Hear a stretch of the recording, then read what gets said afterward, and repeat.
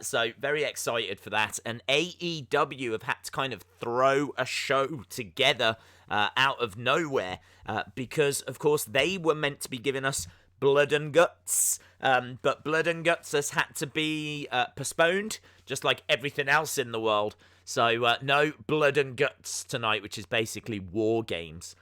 So we don't have that, but we do have a very interesting looking AEW. So we've got a proper AEW show. We've got a proper NXT show. Of course, we can run through what the matches look like. We can talk about what's going to be in store for tonight. We can talk about WrestleMania. We can talk about the latest news and rumors. We can talk about whatever you want to talk about. Because that is exactly why we are here. That is exactly why we are live. So that we can talk about whatever you want to talk about and we can interact with the chat. I hope everyone is okay wherever you are in the world. I hope that you are doing okay. We're all set up. Let me just see if I can jump over and find the chat. And boom, there we go. So we're set up for NXT. We're set up for AEW. And we are set up with the chat. Hello to Donnie. Hello to Jay. Hello to Dave in real life. Chalmers is here, and so is Sonny Wolf, and Zach, and Iestine Lewis, Andrew, and JJ Tube. We've also got Robin. We've got Roberta. Hello, hello, hello. Roberta says, how can I watch NXT if I don't have the network? I can't watch for free. Can you please answer my comment? Roberta, it depends what country you're in. If you're in the it's not on the network live anymore. NXT used to be on the network, but they've stopped putting it on there live. So now, if you want to watch NXT, you're in the US, then you watch it on USA Network. If you're in the UK, it's on BT Sport 1. I don't know about other countries. Those are the only two countries I know. Drop in the chat where you are, and I'm sure people will be able to help once you drop what country you are in. Days, I only just woke up. No way, buddy. Lestian Lewis, shout out to you. You only just woke up. That is insane. I gotta tell you, I woke up, I don't know, around about 5 hours ago. I kind of been sleeping a little bit all day. My sleep's terrible. I don't know if you guys are the same, but my sleep is a real problem at the moment because I'm going to sleep at different times. I'm just kind of like, don't know whether I'm coming or going. So my voice feels a lot better today. You might have, if you watched yesterday's stream, then you might have seen that like my voice didn't feel very strong, but it feels all right today. So I think my voice is coming back a little bit. But yeah, I just feel a little bit tired. So I've changed my coffee. I normally have like a nice coffee with a little bit of cream and everything. This is just hardcore. This is what like builders drink. This is like proper hardcore black coffee.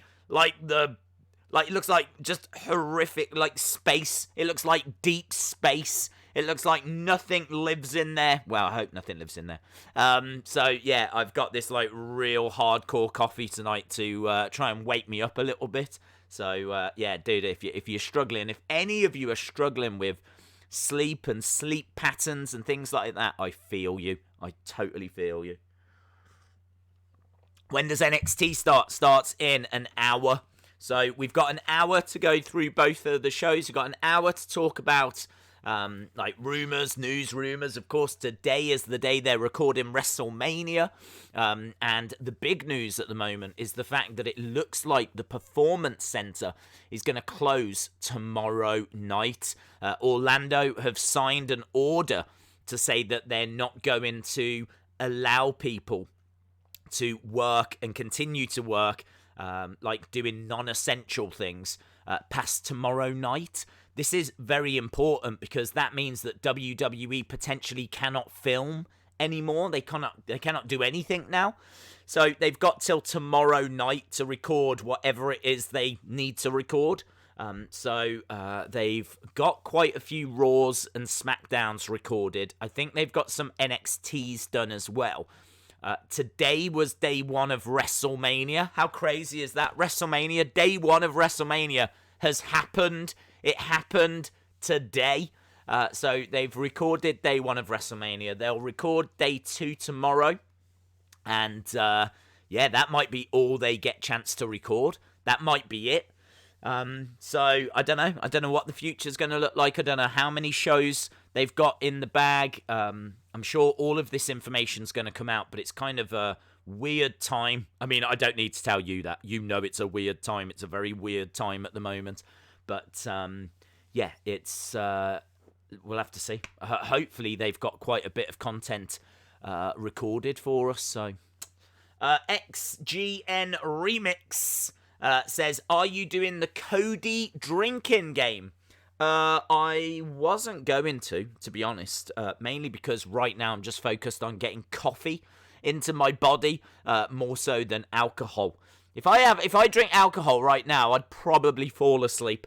So, I wasn't leaning towards alcohol. But for those of you that haven't heard, there's Cody Rhodes is going to be on the AEW commentary. And there's a little game that you can play as you watch AEW when he's on commentary. So, you take a drink whenever he says, "Wait a minute." This must be something that he says all the time. But when he says, "Wait a minute," you take a drink. If he says, "Wait a minute," more than once in a row. So if he goes, "Whoa, wait a minute," then you have to drink, but for 5 seconds. Okay? Now, obviously, if you're young, do it with Coke Zero. Yeah? Not even Coke. Don't be reckless. Yeah? Don't be reckless. Do it with Diet Coke or Coke Zero. I don't want people having sugar rushes. So, whenever he says, "Wait a minute," you take a drink. But if he says, like, wait a minute, says it more than once in a row, you have to hold it for like 5 seconds. So I don't know if he's going to, I don't know if that's something that he says quite often. I don't know if he's going to be doing it as from a script, or I don't know what he's going to do. But he is going to go on to commentary. Shout out to XGN Remix for reminding me of that drinking game that's going to take place tonight. Jim Gore says, "Wrestling Days, I have not had normal sleep pattern since my 7-Eleven nights." When was your 7-Eleven nights, buddy? When was those crazy days? The 7-Eleven days?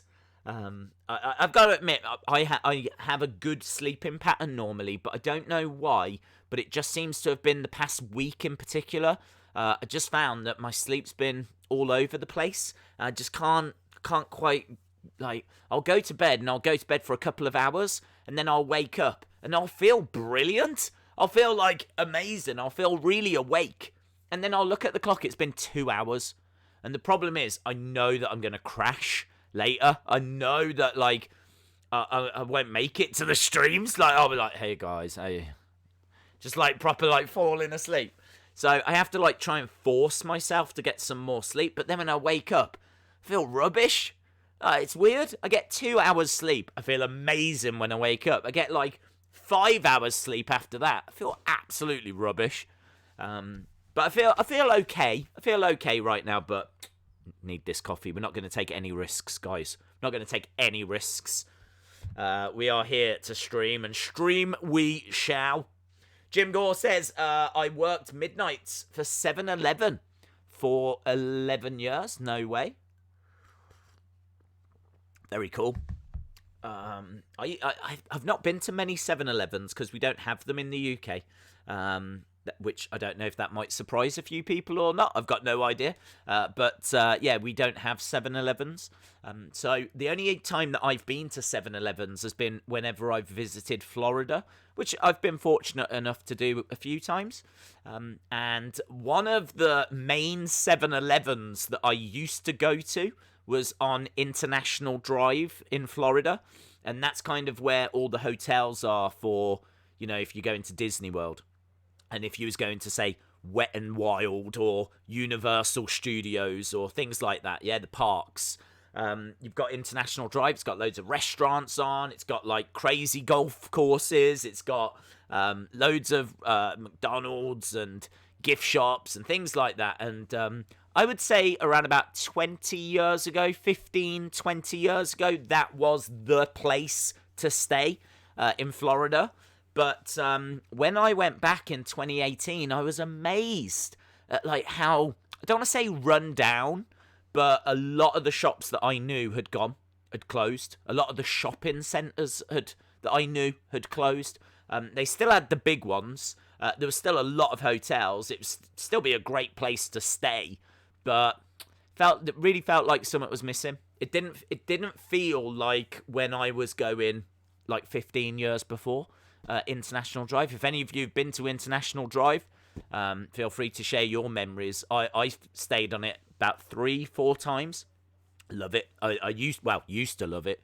As I said, I went back and just didn't feel the same. I think one of the big water parks had closed down, but the reason why I'm telling you this story is the main 7-Eleven is now Hogan's Beach Shop. Hulk Hogan's Beach Shop took over the main 7-Eleven that I used to go to, but now it's Hulk Hogan's Beach Shop, so that's on International Drive. So if you saw that toy hunt, then that was International Drive. Let me make sure that we are all caught up. XDK47X. I think it's more like Kiss DK47. I don't know. Days, can't wait for NXT tonight. And next week's TakeOver Tampa announced by WWE. Also going to get a shout out, absolutely. XDX. I think DX stands for, I'm going to go Donkey Kong. 47 must be the amount of times that you played it in a day. It must be like a record that you've got. And then a little kiss at the end as well. So X Donkey Kong, 47 times played it in a day. And another little kiss to finish off. So there we go. Shout out to you, XDX47X. Moda, shout out to Moda. Moda alert. There's a Moda alert. Shout out to you. I've stayed on International Drive as well in the late 90s and 2001. I loved it, says Alex. Dude, I don't want to paint the wrong picture. I don't want to make out like it's completely run down now and no one's there. That's not true. It's still a very vibrant place to be. But I remember them being like a cinema and a big shopping centre, and that's gone. There was a place called Festival Bay, and that's where I went to watch like some films. It had a Hot Topic. There was loads of shops all around. It was really nice, and that whole thing has closed now. It's shut down.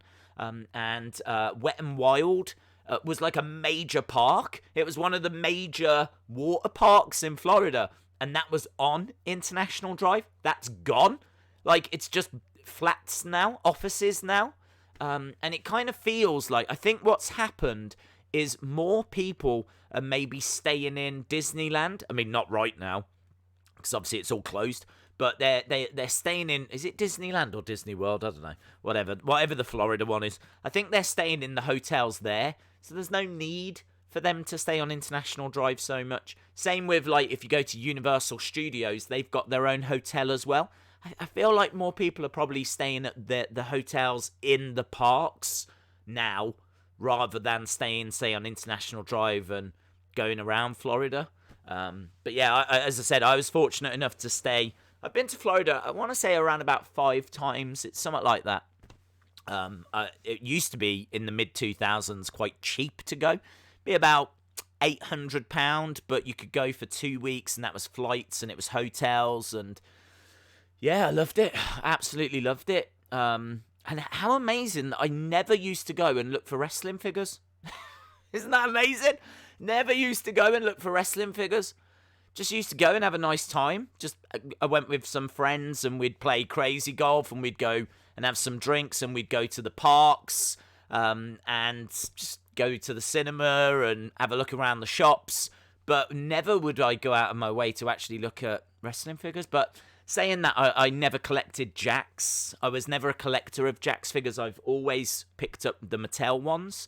So, yeah, I've kind of stayed away from, or stayed away from Jakks. I didn't really like how they looked. So, as a result, I was never going out and looking for things, but kind of crazy, man. Crazy that I used to go to America so often and just did not buy wrestling figures. Days, did you hear about the guy that licked the food? Swamp Manor, I heard there was a guy going around licking shelves and stuff, and Is it true that he has now caught the coronavirus? There's a lot of people saying good. I don't know. I don't know enough about it. I don't know if the story's true. I think he's an idiot anyway. Yeah. I mean, Prince Charles has caught it now as well, which is, I think, quite a shock, because you would think that the royal family would be really kept away. Do you know what I mean? Like, the royal family would be in isolation, like, the second we even heard about this. So the fact that one of them, like, our next king, if the Queen passes away, Prince Charles becomes king. So the fact that he has got it, and he's not a young guy, you know. He's got to be in the high risk group because he's in his 70s. So that's obviously major news. I think it's major news around the world, but certainly major news here about Prince Charles.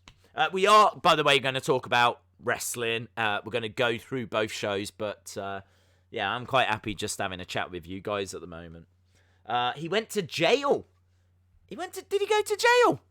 I never heard that. It's Panda, is it? I never heard that he went to jail. That's amazing. Shout out to Cristiano Ronaldo. Hope you are well, my friend. Can you please do a live stream of you watching WrestleMania 17 in honor of the 36 years of WrestleMania? It's not a major anniversary, is it, in all fairness? It's the 36th year of WrestleMania, so that means that we have to watch WrestleMania 17. To be honest, we only tend to watch WrestleManias that are on TV so that more people can join us.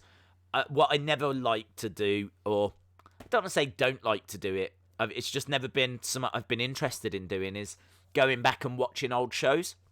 I've not been interested because I just feel like it's a bind for everyone. I feel like it's a hassle. Do you know what I mean? Like, we sit down, we go, right, guys, we're going to watch WrestleMania 17 now. It means everyone watching has got to go, set up the network, find WrestleMania 17. We've all got to start at the same time. I don't know. It sounds like a hassle. Whereas when we watch the shows live, we're all watching it anyway. We all want to see what's going to happen on AEW tonight. We all want to see what's going to happen with NXT tonight. So I kind of feel like that's not as much of a hassle. So I don't know. What we are definitely doing. So I can't promise 17, but I can promise 32. Unfortunately, because I hate it. But I can promise WrestleMania 32 because that is on ESPN this Sunday.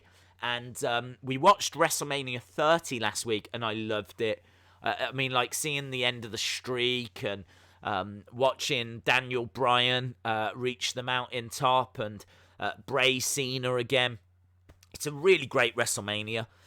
Well, we're going to watch 32 this weekend. Not as good, but arguably bigger. I remember it being a massive WrestleMania, so yeah, it should still be interesting. Still some very good moments, so that's this Sunday. Austin Theory versus Tyler Breeze. Yes, let me tell you what we'll do. Let's quickly go down. Logic Gaming asking, am I excited for Matt Hardy tonight? I'm excited. I suppose I'm intrigued to see what they're going to do. My concern is that tonight's show was never planned. Tonight's show was meant to be blood and guts. So I think they're having to try and pull a show together as quick as they can. So I wouldn't expect too much. I mean, you never know from AEW. They've got a wonderful way of surprising us. Like, who expected like both the Exalted One and Matt Hardy last week? I certainly didn't. So they have a great way of surprising us. But yeah, I wouldn't expect too much because this is a show they've had to pull together out of nothing. So apparently we should get Jericho and Matt Hardy face to face. Brodie Lee is going to wrestle. He's making his in-ring debut tonight. So, I mean, look, the chains are off. It's going to be very interesting to see, you know, does he do a Sister Abigail type move? Or, do you know, I'm kind of interested to see what he's going to do in the ring. Kenny Omega is going to defend the AAA Championship.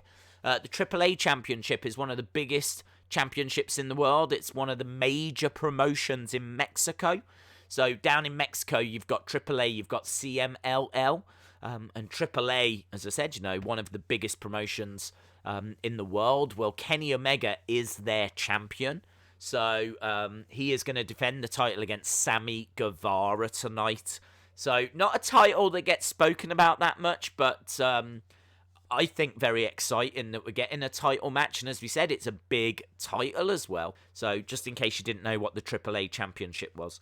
Wardlow is taking on Luchasaurus in a lumberjack match. We've got the Lucha Brothers versus Best Friends in a street fight. This is that parking lot brawl. And apparently it is going to take place in a parking lot. It is going to take place outside. It's not just going to be around the ringside area. They are filming this in a parking lot out in the street. So we got Lucha Bros versus Best Friends. Cody versus Jimmy Havoc. And as we said, we got the Matt Hardy Jericho confrontation. Cody will be on commentary. And then we've got that drinking game as well. So pretty stacked 2 hours in all fairness. And I'm sure they'll have some up their sleeve. Some kind of talking point for us to go through. So yeah, I'm very much looking forward to that. In regards to NXT, we have got, well, I'm pretty gutted about this. We were meant to get a new tag team. There's a tag team, Saurav, Gujar, and Rinku Singh. These are two Indian gentlemen that have been signed since 2018. And I was really excited about it because WWE didn't mention them. But WWE India actually sent a tweet out that I noticed. Because if there's one Twitter account that I keep a close eye on, it's WWE India. I'm all over that. So I saw this tweet they sent out saying tonight a brand new tag team debuts. And there was a little video clip of them talking. And these are two guys that have, I don't want to say been on my radar, but I know that they got signed. I've been keeping an eye out for them. Same as I keep an eye out for like that Jordan O'McBean, you know, the 7 foot plus guy. I've been waiting for him for a long, long time. So I keep an eye out for him. Keeping an eye out for like Babatunde as well. I know there's a few people in the Performance Center that I'm quite interested in. And these are two of those guys. Well, finally they're going to debut, or they were meant to debut, because that tweet has now been deleted. So I did a video on it saying these guys are coming tonight. Keep an eye out for them. Brand new tag team. The one guy is like 6'7", 6'6", 6'7". He's quite tall. There's a picture of him standing like next to Big E, and he just kind of towers over Big E. He's about the same size as like the Undertaker. Undertaker's quite tall. So yeah, this one guy is about 6'7". The other guy is around about 6 foot. So they would be a very impressive looking tag team. They are a very impressive looking tag team. I don't know what they go by. I don't know what their tag team name is. But I was excited. I think these guys look great. I remember going back quite a few years ago, I got excited about the Authors of Pain. There's a video, a very old video on the Wrestling Days channel where the Authors of Pain do a house show. And I saw the images and I got so excited about them. I did a video on it. They hadn't shown on NXT yet. They hadn't like made their debut. They were just doing house shows. And I did a video about them. And obviously they've gone on to now, you know, be with Seth and their massive deals. So I kind of feel the same about these two. They look great. Plus, there's not that many Indian stars, and obviously India's got 1 point some billion people, so it's a big market for WWE. So I really feel like this tag team could go places. So I was really, really looking forward to them tonight. I was really looking forward to them. But the fact that this tweet has been deleted kind of makes me think probably not going to get them this week. I kind of feel like they were meant to debut. The tweet was made. It was scheduled. It was set up. It's gone out. But, of course, everything's up in the air, isn't it? Everything's changing all the time. So, as a result, I wouldn't hold your breath. But, I don't know. Let's wait and see. Triple H has got an announcement tonight. Which I think is going to be about TakeOver. And then we've got Ciampa and Gargano have got to speak to him because, of course, they trashed the Performance Center a few weeks ago. So he wants to speak to them as well. Thinking this could be a loser leaves NXT kind of a thing. I think this is going to be a big, big announcement. I think he's going to have a few big announcements. There's a message from Adam Cole. We've got Austin Theory and Tyler Breeze facing each other. You might remember they had a little bit of a run-in a couple of weeks ago. We got Roderick Strong taking on Matt Riddle. And then we've got, I don't know what's happened to Mercedes Martinez. I haven't heard. I don't know if she's in isolation. But she was meant to be facing Candice LeRae. But it's been changed. It's now Candice LeRae against Kaden Carter. And Xia Li versus Ali. And this is the qualifying for that ladder match, that women's ladder match, to see who's the new number one contender. And then other news is WrestleMania looks like, well, it's being taped today and tomorrow. Looks like it's going to have 8 matches. You'll get no spoilers from me. No, don't worry about that. Don't worry about spoilers on the Wrestling Days channel. If I hear of results, not rumours, if I hear of rumours, I'm still going to be talking about that because we would have been talking about rumours. But if it's an actual spoiler, this is what's actually happened. And I'm not going to tell you because I don't want to know myself. So don't worry about that.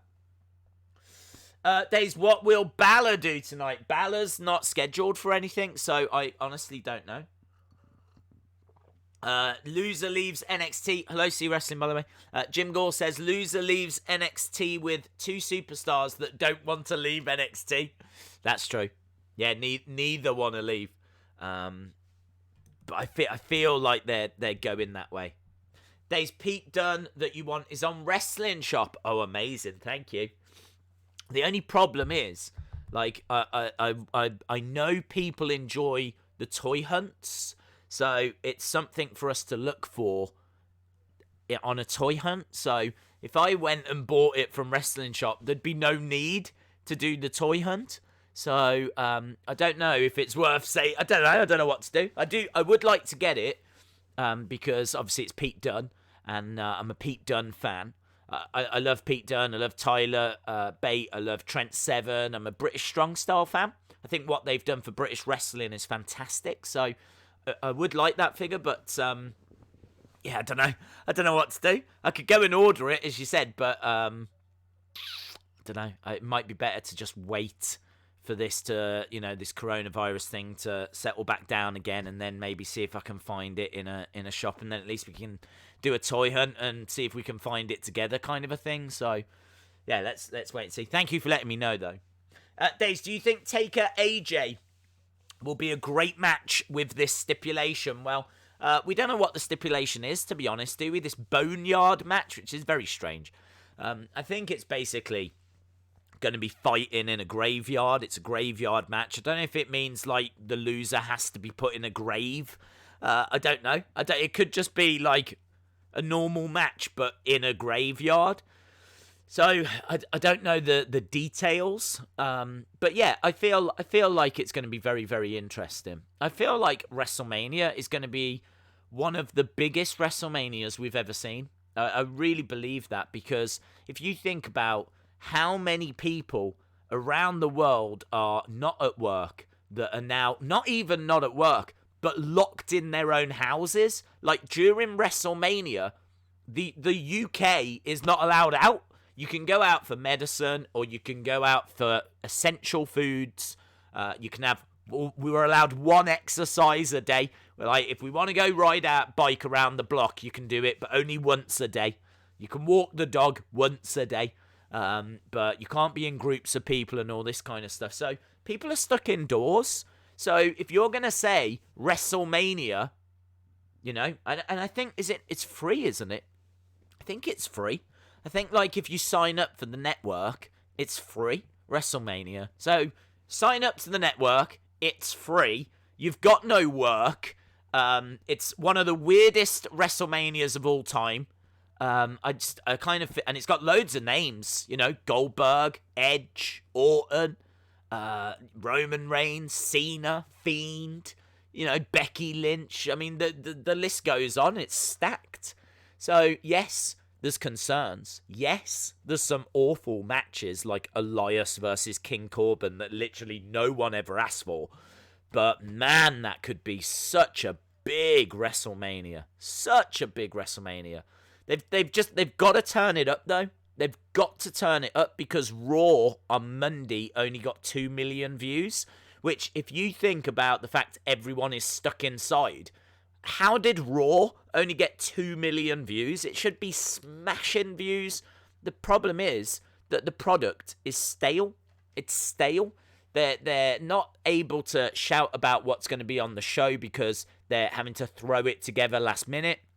They're also showing repeats during the shows of like old pay-per-views. The matches that we're getting don't mean anything. Like, they announced that it was going to be Street Profits taking on Angel Garza and Andrade at WrestleMania. They announced that before Raw. And then on Raw, we get 2 tag matches. It could have been that it was the winner of the tag matches would go on to... Do you know what I mean? Like, they could have done it so that the matches meant something on Raw, but they didn't. They'd already announced what the match was going to be. I don't even know why this match is happening. There's no build for this match. There's no reason or rhyme for this match. Currently, Andrade is the US champion, so it looks like the US title might not be defended at WrestleMania. I don't know if that's going to change. Don't know if he's going to drop the title between now and WrestleMania. I don't know. My point is that because of everything that's going on, the build is really suffering. It's really suffering. And I think they need a big statement. They've got to advertise something. They need a big, big statement to really get people to even be aware that WrestleMania is on the horizon. Most people might even think WrestleMania has been cancelled, you know? So you've got to get the message out there that it's still happening. It's going to be an incredible show because we've got all of these people on it. And it's free on the network. Like, they've got to get that message out there. I don't know how they're going to do it because the ratings at the moment for Raw were terrible. The worst of 2020. How were the ratings the worst? Everyone is stuck indoors. I don't understand. They've got to sort it out. They've got to sort it out. Days, is there a Thunder Rosa stream? There is a Thunder Rosa stream, yes. The licking guy was charged with terrorist threats. Well, good, to be honest. I think that that's the way that this should be treated. I think that if you don't clamp down on him with things like that, then other people could do it. Do you know what I mean? People need to appreciate how serious this has become. Go back a few weeks, and my feelings on it were, you know, this seems to be very similar to the flu. Like, I think it's 0.1% of people that get the flu pass away. The numbers seem to be around 3%. So you kind of look at it and you go, that is a big increase, 0.1% to 3%. It is a big, big increase, but you just kind of thought, well, you know, we've got good health systems and we've had things similar, you know, swine flu and all this kind of stuff in the past. And it's not until you actually start to see health systems not being able to cope, health systems like Italy, for example, that are just on the brink of collapse, just cannot cope with the amount of sick people. It's not even the people that are passing away, of course. It's just the volume of people that get sick that's just overwhelming health systems, and to the point where people could get better if they get treatment, but there's no one to treat them because the health system's just... And you look at it and then you go, man, yeah, I never saw it going that way. I never saw it being like that. I don't know who did. I don't know who saw what's happening in Italy in particular. I don't know who saw that coming. It's incredible. I mean, I don't think any of us have ever seen anything like this. So, I think for that guy to be doing that kind of a thing is just, wow, he deserves it. He deserves it. Daniel says, the latest from Meltzer is the issue is that Vince doesn't have a great memory. and expects that the fan base will just forget certain story. That's very interesting. I've not heard that, Daniel. Thank you very much. I haven't heard that. Matt Boy says, Days, I bought a vacuum, but it sucks. Nice one, bud. The coronavirus is apparently 75% more infectious than ordinary flu. Haven't heard that. Shout out to UC Wrestling. Haven't heard that. Yeah, I mean, as I said, I will quite happily hold my hands up and say, look, you know, this is... I remember saying this is similar to the flu, and, you know, we need to not get too carried away by it all, because there was a lot of panic. There was a lot of people, a lot of concern, a lot of panic, and panicking never solves anything, you know? So it was like, look, let's calm down. But yeah, looking at what's happening in Italy now, you kind of go, I did not see that coming. Did not see that coming. I did not see a whole health system being so overrun. So yeah, everyone's got to play their part. I can only say what we're being told, which is stay indoors, make sure you're washing your hands, don't get in close contact. You've heard all this. You don't come onto these streams for this kind of information. You get it everywhere. But this is what I'm saying. For that guy to go out and do that, he deserves whatever. Deserves whatever. Do you know what I mean? If they're going to have him on terrorist threats, then fine. I personally have no issue with that. Days, did you hear about Jinder Mahal getting a Fiend-sized repackage? No, I didn't. I'd be very interested to see what happens with that. I think he deserves it. I think he is someone that's worked very hard. I think he's someone that is very similar to Drew, actually. It's interesting that they were both in 3MB, because if I'm being honest, I see them both being very similar. Jinder Mahal has got a great look, same as Drew. I mean, Jinder Mahal, do you remember when he was in 3MB? He was kind of, not skinny, but he wasn't very toned. And then he came back and he was an absolute beast. When he came back, he was ripped to shred. I don't know what he'd been doing. Lifting weights probably, but he was absolutely jacked. To the point where they put the title on him. They looked at him and they were like, that guy is believable. I mean, he's got the look. He was cutting all right promos. I remember a promo he did on Talking Smack that was brilliant. Say what you want about Jinder Mahal, but he cut a promo on Talking Smack that I was doing, I think, reviews of SmackDown at the time on the channel. And I remember saying, that guy deserves a title run.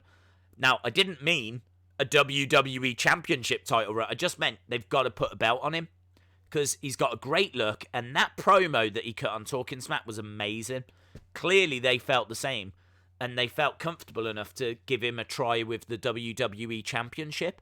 Now, of course, it helps that he has got an Indian background. Again, like we were saying with this tag team earlier, India is such a big market that if you're got a great look, you're an Indian background. I mean, he's actually Canadian, but his family originate from India. So he's got Indian heritage. So if you've got Indian heritage and the Indian people can relate to you, you're gonna be pushed. You're gonna be pushed. So as long as you've got the look, of course, like the Singh brothers don't quite have the look, so they weren't pushed. But think about the Great Khali. Think about Jinder Mahal. And this brand new tag team that I was expecting tonight, I think they will do very well as well. So, yeah, I'm totally down for a Jinder repackage. I think he's got a great look. I think he can cut great promos. I just want to see those great matches. I just want to see great matches from him. And to be honest, I wasn't seeing him.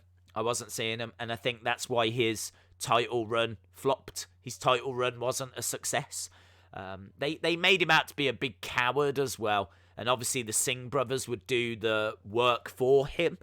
It didn't really work. He needed to get some believable wins as well. You needed to believe that he could legitimately be champion as well. Not that he was just, always cheating his way. I know that's part of the gimmick, but I think it hurt him in the long run. So, yeah, I think is someone I'd be interested in giving a repackage to. I think he's got a lot to offer. Days, maybe Taker versus AJ will be a normal match, but with a good story. Well, let's see, yeah. India is the scammer capital of the world. Jinder Mahal is Canadian. He is. Free match, new YouTube. I don't know what that means. Days. Jinder held the US title for 8 days. Do you remember that? Do you know I can't? I can't remember that, but I can't remember that. I don't know when that was. Was that before or after his I can't remember it at all. What do you think about WrestleMania? I'm very excited for it, as I'm sure and I hope that you are as well. The fact that we're still getting such a big event. Even though it, I don't want to say it's not going to feel like a big event, because it's still got the WrestleMania name. It's still got WrestleMania matches. It's just not going to have the stadium or the crowd, But instead of that, you're going to get completely unique environments. It seems like there's going to be a graveyard match. Seems like Fiend versus Cena is going to take place in a warehouse. Like, it's going to have a big Hollywood budget and everything. It's going to be a big deal. So you're kind of losing one aspect, but you are gaining something else. The intrigue for WrestleMania is through the roof. It's through the roof. This is why I'm saying it could be the biggest WrestleMania ever if they really start the promotion. Because at the moment, the promotion's been awful. But it's not their fault, because things have changed. A couple of weeks ago, it was taking place in Tampa in a stadium in front of 70,000, 80,000. Now it's being recorded. It's 2 days long. It's got no crowd. Do you know what I mean? Like, it's pretty big change. 24-inch pythons on Jinder. Yeah, he looks great. He's come back. He looks absolutely brilliant. Jinder won the US title at Mania, and then he lost it to Jeff Hardy, Superstar Shake. Oh, I remember that. I do remember that now. I can't remember him winning it, but I can remember him. Did he win it in a triple threat or something? Was it him? I can't remember. I can't remember him winning it, but I remember him losing it. Because didn't he get drafted over to Raw, and the very first night, maybe the same night he was drafted, he lost it to Jeff Hardy, who then took it to SmackDown. I think the titles did that. Yes, I do remember it now. Tall Paul 2000's Gaming Channel says, what are your thoughts on the Benoit documentary? Fascinating. Yes, I've watched it. Right? I've had so many people asking me about this. It's like the talk of the town. Yeah, I've watched both parts. I watched them when I couldn't sleep. I went to sleep for 2 hours and I woke up. I felt so awake. I was like, well, I tried to get back to sleep. I couldn't. So I was like, well, let's watch this documentary.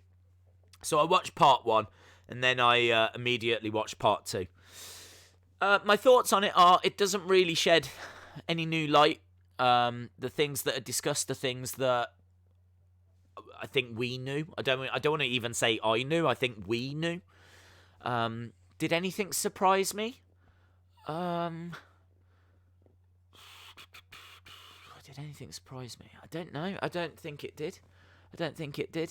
I think I knew about the brain damage. I knew about the steroids. He had a lot of testosterone in his body. I knew about that. I think I knew as well about... I tell you what did surprise me. It surprised me that they didn't just touch on any of the conspiracy theories. They didn't try and debunk anything. One of the theories is that it was all staged. Someone had actually broken into the home and had, obviously committed these horrific acts and had staged it to look like Chris Benoit had done it. I think that's a theory that, hardcore Benoit fans have come up with because they're potentially in denial. But it's a theory that I've heard again and again and again over the years, and I suppose I was quite surprised that there was no acknowledgement of that, but I suppose there's nothing to support that. There's nothing to show any kind of forced entry. There seemingly is no doubt on this. It doesn't seem like the police doubt it. So I suppose the thing that surprised me the most was the way it was presented was this is what happened. There's no conspiracy theory. There's no alternative. This is the narrative. This is what took place. And it's all presented as fact. And this is what happened. And I'm not saying that that's a wrong thing for them to do, because the facts are the facts, yeah? But, yeah, there's definitely been theories, nothing more than theories, that it was someone else and it was made to look like Chris Benoit had done those things. To be honest, this has never been anything. I've never believed those theories. Those have never been theories that I've subscribed to. They've never been theories that I've believed in. And as I said, this series, this documentary, this 2-part, doesn't acknowledge it or pay any attention to it. Whatever. Yeah. It's an absolute tragedy. I think that maybe some of the details in regards to some of the texts that were sent, like I think he got in touch with Chavo and said, the dogs are in the yard. The side door's open. He sent that message, and Chavo obviously didn't know what to do with that information. And Chavo didn't tell WWE straight away because he was like, what does this mean? So I suppose those kind of little things that, in the grand scheme of things, just don't matter. But, yeah, I suppose those were kind of like little interesting points. It was all right. It was all right. It's a tragedy that's never... It's just a tragedy. It's horrific. It's one of the darkest moments in wrestling. And as Chris Jericho says during it, it nearly destroyed wrestling. Because there was a lot of talk about steroids. There was a lot of talk about concussion. There was a lot of talk about chair shots and shots to the head. And do you know what I mean? It really put a spotlight on wrestling. And I suppose it improved wrestling for the wrestlers, because now we're a lot more clued up on what's happening when they take chair shots to the head. So we know a lot more about those things. So I think I don't want to say a positive came out of it, but wrestling was under the spotlight and it had to change as a result of that. And as Jericho said, it nearly destroyed wrestling. It nearly brought wrestling to its knees. It's one of the darkest moments of wrestling. It's not anything that I ever think about or care about or talk about, or it's, yeah. And as I said, watching it, I don't think there was a great deal of stuff in there that we didn't already know, but I suppose just hearing it from people that went through it, maybe hearing a few little details that I hadn't heard, like the texts that had been sent, or how much he was in love with Nancy, or how much the Eddie Guerrero passing had affected him. Maybe those kind of things were quite interesting. But again, I feel like that was known. I don't know. I don't know. Everyone's... I suppose people are going to know about it, and then people are going to know little bits about it, and people are not going to know anything about it. So depending where you are on the scale, I suppose will depend how much you took from it.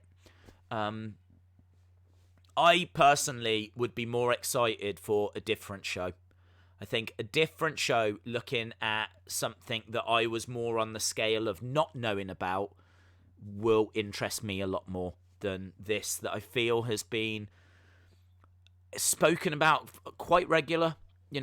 I feel like Wrestlemania, for example, has done videos on it. I feel like there's other YouTubers that have done videos on it. It's always a topic that's brought up because it was such a, and rightfully so, such a big thing. So yeah, it was all right. I'm gonna say it was all right and leave it at that. Days, aren't we going to see a new tag team tonight for NXT? No, I honestly don't know. We were meant to. NXT or WWE India sent a message out saying that they were debuting tonight. Like they were telling everyone, tonight you're going to see this new Indian tag team. What was quite interesting was that WWE didn't talk about them. So that's why I made a video, because I was like, this is interesting. India is talking about this team, but I don't know how many people follow WWE India. So this will be good, like to tell people that this is coming and this is going to be something to keep an eye out for. But that tweet has now been deleted. I think it's all the change that's happening, you know. I think they were meant to debut. I think the plan was that on this date they were going to debut on NXT. But what with all the changes and the filming and all this kind of stuff, it's likely now been pushed back. So either way, you know about them and they're coming. So, Days, how do I watch that documentary? Both parts are on YouTube. You can watch it on Vice. I don't know. I mean, I watched it on YouTube. Both parts are on there. You can find it. Dark Side of the Ring, Chris Benoit, Part 1, Part 2. But if you've got, like, part 1 is fine. Part 2 is quite annoying because whoever's put it up clearly doesn't have the rights to put it up. So they keep having to, like, edit it. So, like, it'll zoom into a certain part of the screen and zoom back out again. And it'll keep messing around so that they don't get a copyright claim. So, yeah. If I had a way of watching it on Vice, I would. But I have no idea how to do that. So, yeah, that's how I watched it anyway, on YouTube. So, hopefully, it's still there. I should imagine it will get taken down at some point. NXT was taped last Sunday. Days, there was a fatal four-way at WrestleMania 34. Mahal, Rusev, Orton, and Rude. Thank you, bud. I honestly cannot remember that match. Not remember that match at all. Jinder Mahal, Rusev, Orton, and Rude. Cool. Thank you, Swamp Manor. Days, also, The Fiend follows you on Instagram. Amazing. Days, the Punjabi Experience is my name for that team. That would be cool. Punjabi Experience. I don't know what they're going to call them. I have no idea. I haven't seen what they're being called on house shows. What was interesting was the text that was on that tweet didn't mention a team name. The video that was attached didn't mention a team name. It literally just presented both guys with their actual names. So it didn't even give that. You know, like how you've got Viking Raiders and you've got made-up names of Ivar and Eric. They didn't even do that. So I was looking forward to seeing what they would call them. But as I said, yeah, don't hold your breath on it anymore, unfortunately, because it seems like they were scheduled. It seems like the tweet was made and was locked in to, you know, hype everyone up for today. And then I think because of everything that's gone on, they've probably been postponed. So, yeah. I'll have to change the thumbnail to the video that I did earlier. Because to new tag team coming soon. Because they're still coming. But I just don't know if you'll see them tonight. Days, did you hear about WWE bringing back GMs? No, I didn't. I think I'd be okay with it. As long as it's done like Regal. I love how they use Regal. I think Regal in NXT works very, very well. He's a face, you know? He's a face that's trying to put on the best matches. There's too many times where the GMs are heels and they actually, you know, cheat people out of things. That's all right. But it's a story that's been done so many times, the heel GM, that I'm over it. I don't need to see it anymore.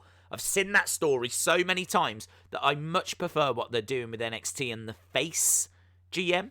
So, yeah, if they're going to go that way, hopefully they go that way. Days, the screen chat has froze. Has it? It has, you know. Okay. I'll see if I can reboot that. Boom. No. Wow, this is a crazy little development that's never happened before. The screen chat freezing on us. Of all the things to go wrong. Right, we are, 5 minutes away, friends? We are 5 minutes away from AEW and NXT. That has proper froze, hasn't it? That is so annoying. I'm gonna try and completely remove it. There. Boom. Right, now let's see if I can bring it back. Boom! Oh! Hello! Done. Done and done. They call me the fixer. I can make you an intro song. I'm a music producer from the UK. Well, your message just disappeared. Debate worst GM of all time. Oh, that's a good shout. Brent Lanning, shout out to you, buddy. Says, what was the worst GM of all time? Brent thinks Paige was the worst. Who do you think was the worst GM of all time? Human Detox, hello, gorgeous. Shout out to you. Monica King. The chat has frozen before, but it doesn't last for long. Okay. I've never, to be honest, this is going to amaze you, but when I'm just talking and answering questions and we're just having a chat, I never have the screen on that you lot can see, because there's no need for me to look at myself. I literally look at myself whenever I'm not streaming. I will sit in front of a mirror, and I will just stare at myself for hours and hours and hours. And when God has been this kind, there's no need to look at anything else.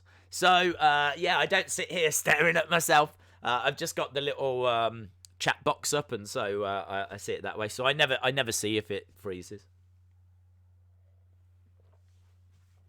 John Laurinaitis, Mike Hornswoggle. Do you remember the what was it called? The anonymous GM. And Michael Cole kept having to read it out, didn't he? As there was that was weird, wasn't it? For those of you that don't know, and I know many of you do, there was a laptop that was at ringside on a podium, and there would be emails that would come through from the anonymous GM, and Michael Cole would just have to read these messages out. And so, did we ever find out who it was? I don't know if I ever, off the top of my head, I don't know who it turned out to be. Who was it? Does anyone know? Sonny Wolf says the anonymous GM was weird. Anonymous GM. Who was it? Right, Wikipedia. They controlled it between 2010 and 2011. June 2010 to July of 2011. Hornswoggle was revealed to be the anonymous Raw general manager. It made a brief return, but then it was removed. They never found out. So the identity of the anonymous general manager was never revealed, but it was teased that it might have been Hornswoggle again. So apparently the first one was Hornswoggle, but the second one was never revealed as to who it was, according to Wikipedia. Vicky Guerrero says Swamp Manor. Was Hornswoggle the second one? The second one's what I mean with when it came back. Michael, happy birthday to you, buddy.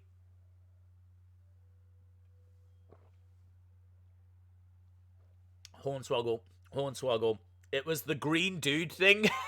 The green dude thing. Right. What, you mean Lars Sullivan? He's green. He's a dude and he's also a thing. Right, we've got less than 2 minutes to go, my friends. 2 minutes to go. If you are watching and you're not subscribed, hit the subscribe. Make sure that you join us. We are going to be around for NXT and AEW. Then we're going to stick around for Thunder Rosa. I don't know what we're going to do tomorrow, to be honest. I honestly don't know. If I can find a little stream to do, I might try and do something. Or I might try and do a video. I don't know. There'll be something. On the channel. Friday, SmackDown. Saturday, not sure. We're being robbed of UFC shows at the moment. But, of course, Sunday we do have WrestleMania 32. So, we will stream something on Friday, 100%. We will stream something on Sunday, WrestleMania 32, 100%. Raw next Monday. NWA on Tuesday.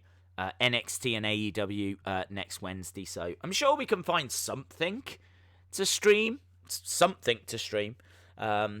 I don't know. I don't know what it is at the moment. But yeah, if you are watching, I know there's new people joining us all the time. There's people pulling their hair out at home all the time, just like not knowing what to do with themselves. Join our little community. Join us, as they say in the Dark Order. Talking of the Dark Order, we're about to go over to AEW. Here we go. What's this? Right, looks like we got Kenny, we got Cody, we got Tony, all on commentary, are they? 2 great hours of AEW wrestling. So here we go, they're running through the card. We're getting Darby Allin versus Kip Sabian tonight. That's not a match that I saw advertised. Darby Allin versus Kip Sabian.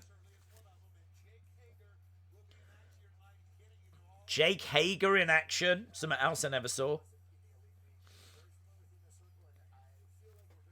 Hello, Beaver Cleavage. Hope you are well. I think Brad Maddox was bad. Brodie Lee is taking on QT Marshall. QT Marshall. Does anyone else think it's a bit weird that his first name is QT? Like, they could change that, couldn't they? Every time I say QT Marshall, I really feel like I'm saying, you know, cutie. Is in a cutie pie? Sammy Guevara versus Kenny Omega for the Triple A Mega Championship. New Day is going to go to NXT. Do you think so? Chris Jericho confronts Matt Hardy tonight. This is a stacked AEW, you know. This is stacked. Right, we're going over to NXT. That's about to begin. NXT's pretty stacked tonight. It's not like last week's show where it's just going to be promos. It's a proper show. Proper show tonight. Cody versus Jimmy Havoc. Apparently that match coming up next. So that's going to be our first match. Here we go. Cody versus Jimmy Havoc. Boom. Right, they're just showing us the beatdown on NXT as well. Do you remember when AJ Lee was GM? Yeah, I thought she was a decent GM. Weird, no Jim Ross. That's very true, yes. Or is Excalibur around as well? Where's Excalibur? Right, Cody. So, NXT at Full Sail. We're at Full Sail for this. Matches slated for NXT TakeOver will now take place on the NXT TV show. So, they're already announcing that. Triple H is going to address Ciampa and Gargano. Here we go. Brandy Rhodes doing the introductions again.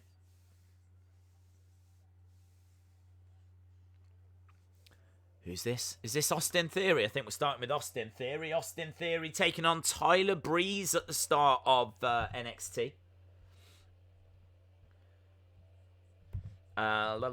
This should be good. Dr. Luther could get involved. Yeah, they've been feuding, haven't they? Jimmy Havoc and Dr. Luther. Austin Theory got a very, very bright future. Austin Theory. Of the few matches that I've seen of him, I've been very, very impressed. I know he's a big, or was a big star in Evolve Wrestling. We've obviously seen him a few times, and he's just starting a little... I don't know if it's a feud or if it's a one-off match, but he approached Tyler Breeze not long ago and said that he was a big fan of Tyler Breeze's when he was in high school, kind of making out that you used to be great a few years ago. Not so much anymore. Yeah, this has now led to this match. I mean, I love Tyler Breeze, though. If you want to talk about people that should be getting opportunities, Brodie Lee, of course, has always been someone, but so is this guy. So is this guy. This guy has actually had great matches. certainly in his first run when he was in NXT, he deserved that call-up. And then they didn't know what to do with him. They didn't have a clue what to do with him when they called him up.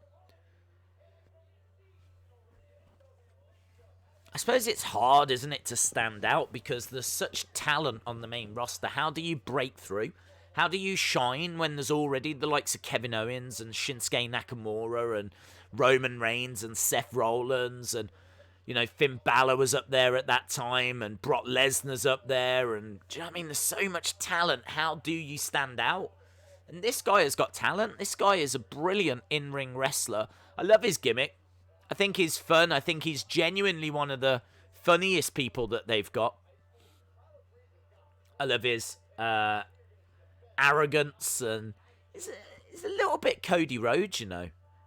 He's a little bit Cody Rhodes in the sense of he's not the biggest of guys, but he's very good in the ring. And he's got a very good sense of who he is. Like Cody knows who he is. He's the son of Dusty Rhodes. You know, now he goes by the American Nightmare. Obviously, you know, his dad was the American Dream. Cody's managed to find a little play on that. So I think Cody has, got a good identity, knows who he is. I feel that way about Tyler Breeze. Just can't get same as Cody. Just cannot get an opportunity. Anthony Manzano, shout out to you. What are your predictions for the big swerves tonight on NXT or Dynamite?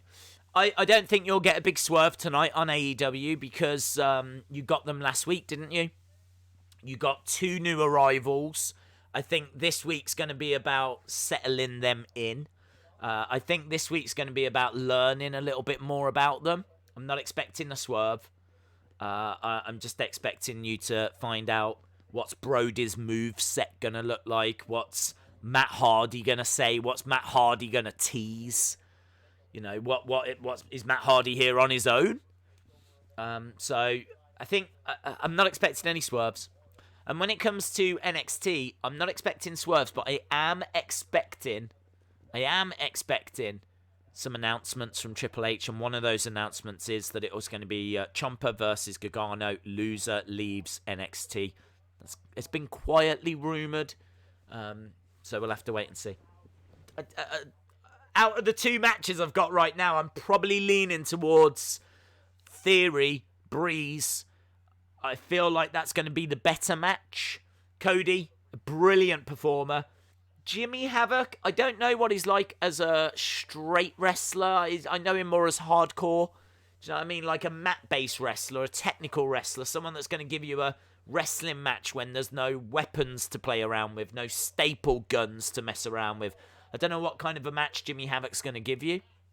But when it comes to Breeze and Theory, I know they're going to give you a great, great match. So I think right now my attention's probably more on NXT. Lovely back and forth already between Breeze and Theory. Anthony Manzano, shout out to you again, my friend. Thank you for the support. Shout out to everyone that's joining us. Hope everyone's all right. Jimmy Havoc going to the outside. Cody putting some water in his eyes. Ooh. Blockbuster. Days on Saturday, stream WrestleMania 35.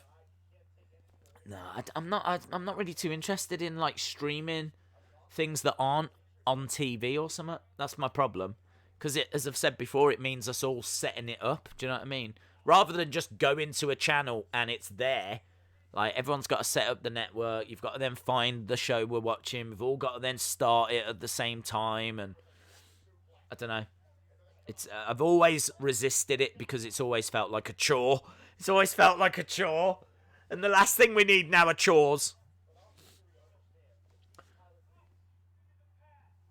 We can see, is that Jericho chanting for Jimmy Havoc? Austin Theory in control on NXT with Tyler Breeze. Little graphic saying that tonight we're getting Matt Riddle versus Roderick Strong. Jimmy Havoc has gone over to the... Why is he putting the commentary thing on?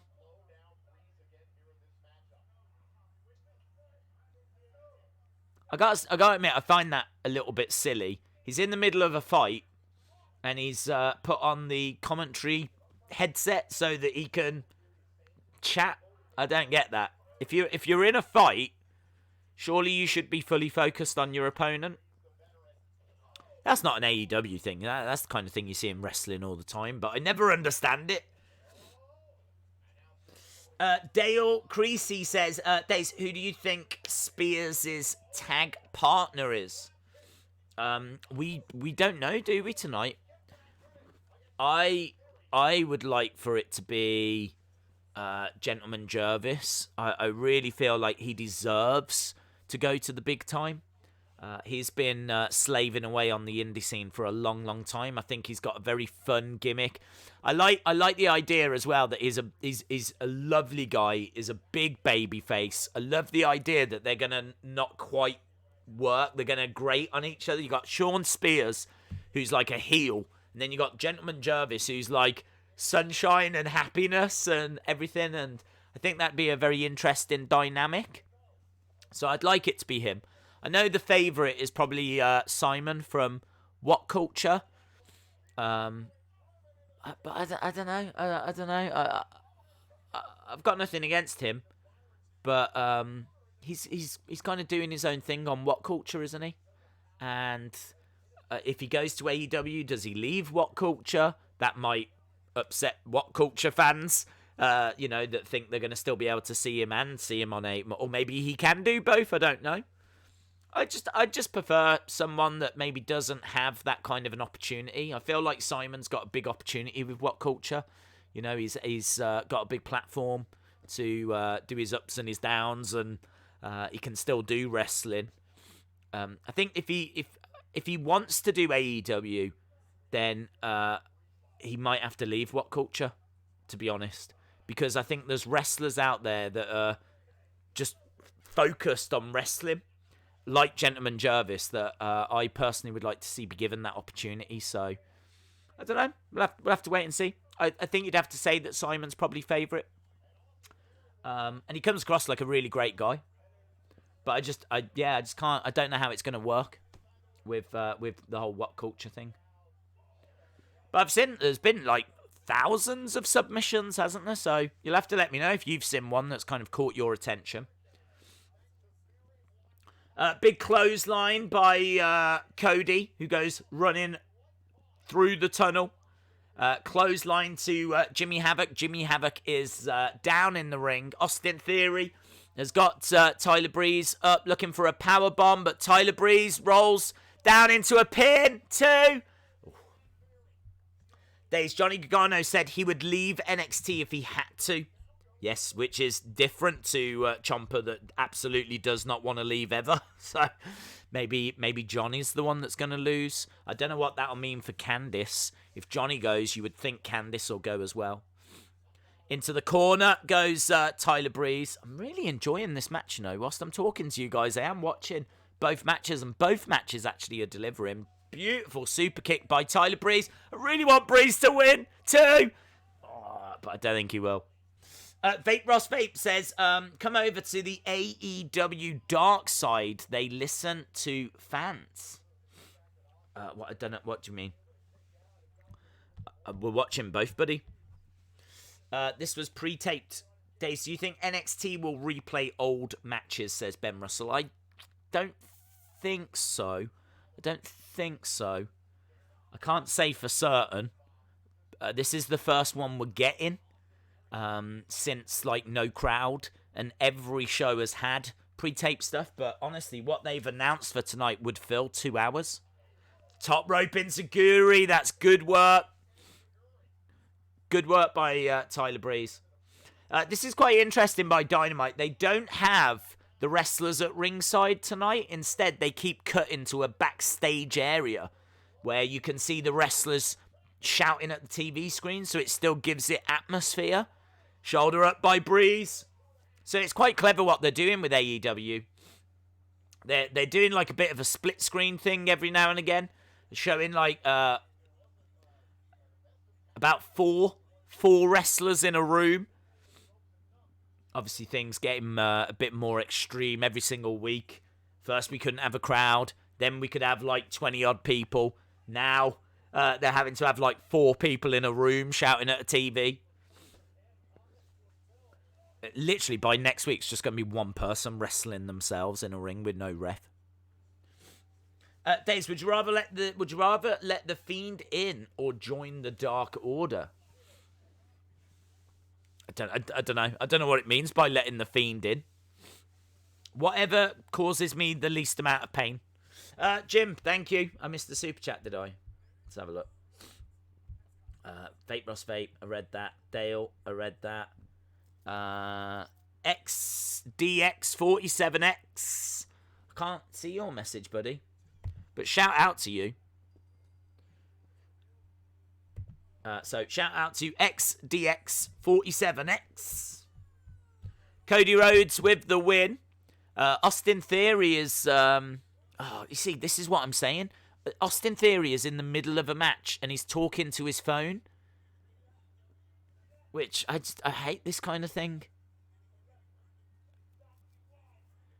I would be alright if this was after the match, but not during the match. See, look, now Tyler Breeze is fighting back. Beauty shot, Austin Theory down. 1, 2, 3. Well, at least Breeze wins. Breeze wins. But it just makes Austin Theory look really stupid, I think. Makes him look arrogant, which I think is what they're trying to do. But anyone could tell you that... What, you're an idiot for doing that?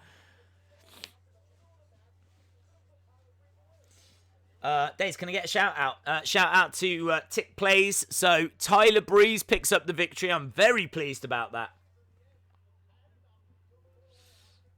Jake the Snake promo.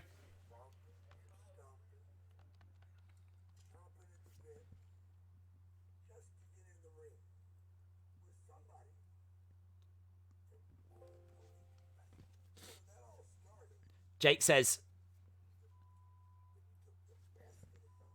Lance is chomping at the bit to get in the ring.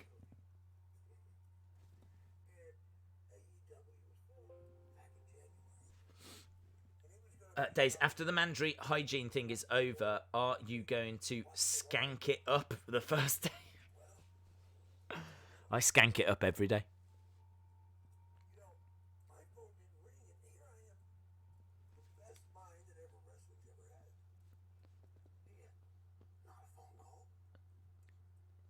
Jake saying he didn't get a phone call.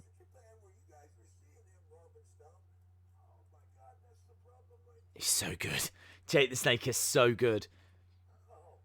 These kind of vignettes as well. How long have we been calling for these? How long have we been saying about doing these kind of vignettes? Why are all the promos backstage? Why does WWE not have the ability to do these kind of things? Jake the Snake in a woods in front of a fire. How can WWE not manage that? It adds so much more realism than standing next to Charlie Caruso backstage.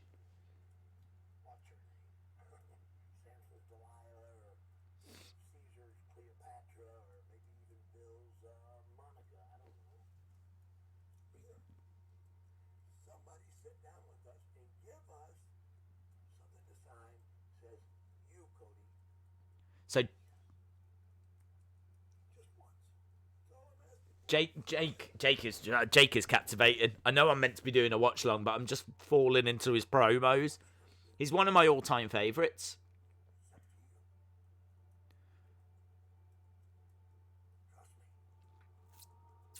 Great promo.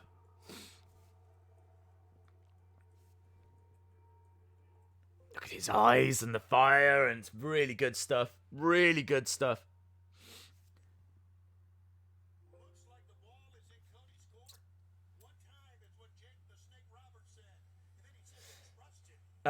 Jake's voice is shot. It adds to it for me. It's completely shot, but it does add to it. Days, that Jake the Snake promo was awesome. Jake the Snake's always had awesome promos. When everyone else was shouting, he was whispering. He's always been a standout guy when it comes to promos. And even now, in The year 2020.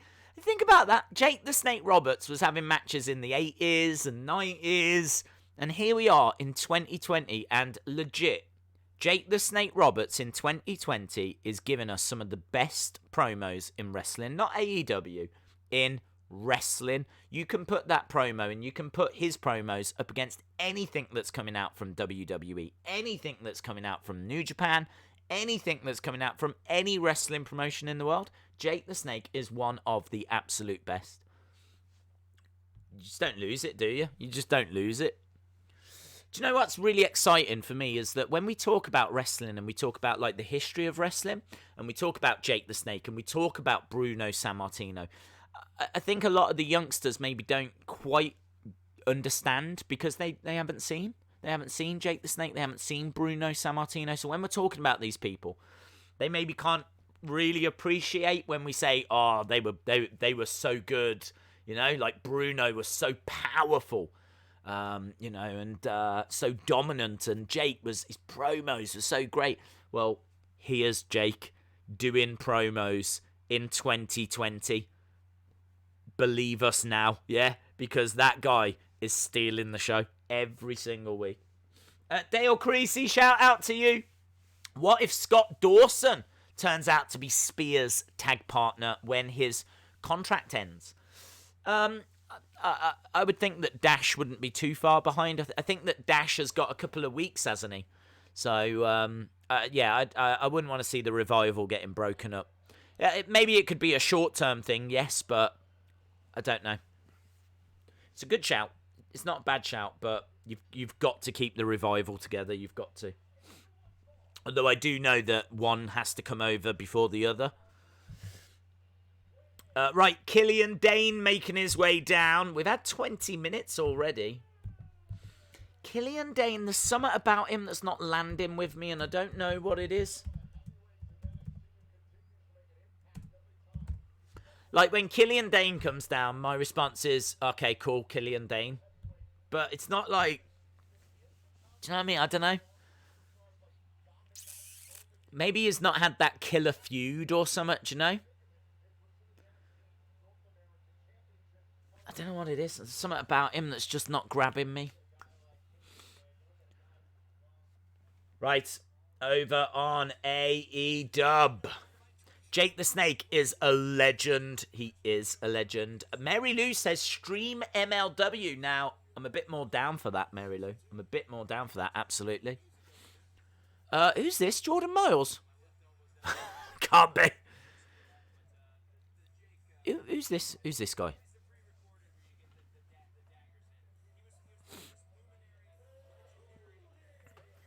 Tahuti Miles. I have no idea who this guy is.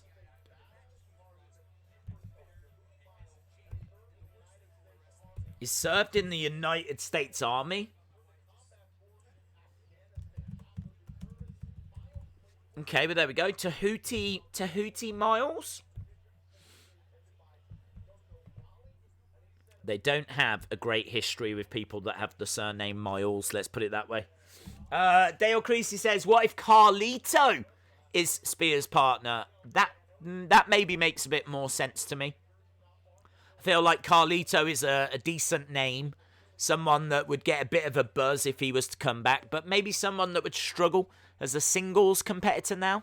In 2020 with a pretty stacked card. You know, I can't see him getting victories over the likes of Omega and Pac and Hangman, people like this, you know. So maybe putting him in a tag team makes a lot of sense. But to be honest, I think giving the fans the option to choose, and for this to be a bit of a social media thing and all the videos and all of the buzz, I think for them to then turn around and go, Carlito wins, I think people would be pretty down on it. I think people would be like, oh, we really wanted Gentleman Jervis, or we really wanted Simon Miller, or... Do you know what I mean? I feel like they've put it out there now that we kind of get to choose. I haven't seen Carlito put his name in the mix. I think if Carlito was to put his name in the mix and was to get some buzz and was to get some hype behind him, then they could go that way. But I think until he does that, it's going to be a bit of a struggle. I gotta say, I think it's more likely it's going to turn out to be one of these videos that's been submitted. Right, again, look, another promo that's in an area that's not backstage. They're really finding their feet now, AEW. Really, really finding their feet. They've started with a very good opening match. Cody against Jimmy Havoc. Better than I was expecting.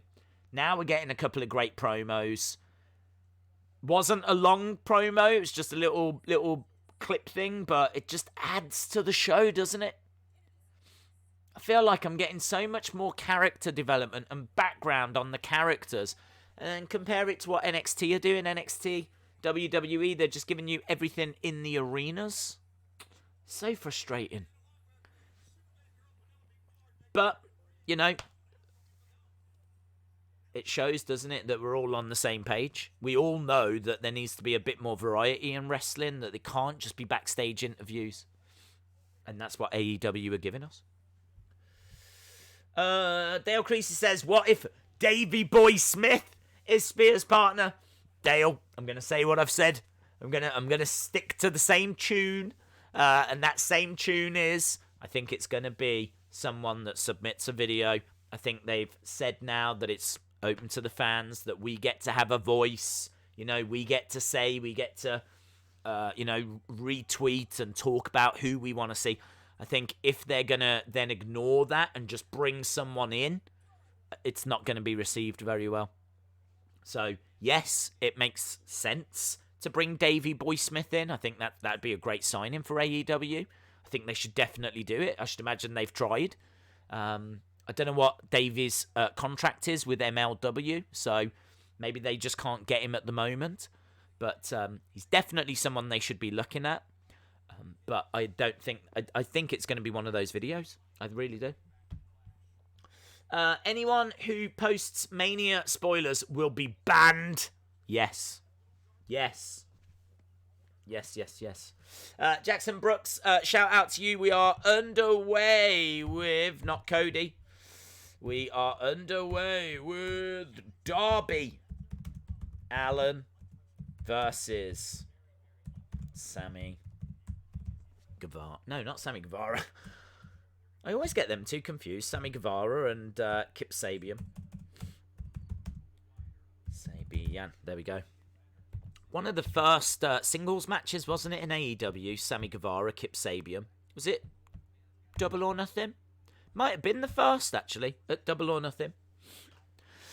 Killian Dane wins a decent little match over on NXT, but to be honest, it's a match I wasn't paying a great deal of attention to. As I said, Killian Dane's not someone that's really on my radar, and this Miles guy is someone I've not even heard of. But the match, from what I was seeing, looked alright. Tahuti Miles. Darby Allin in control against Kip Sabian at the moment.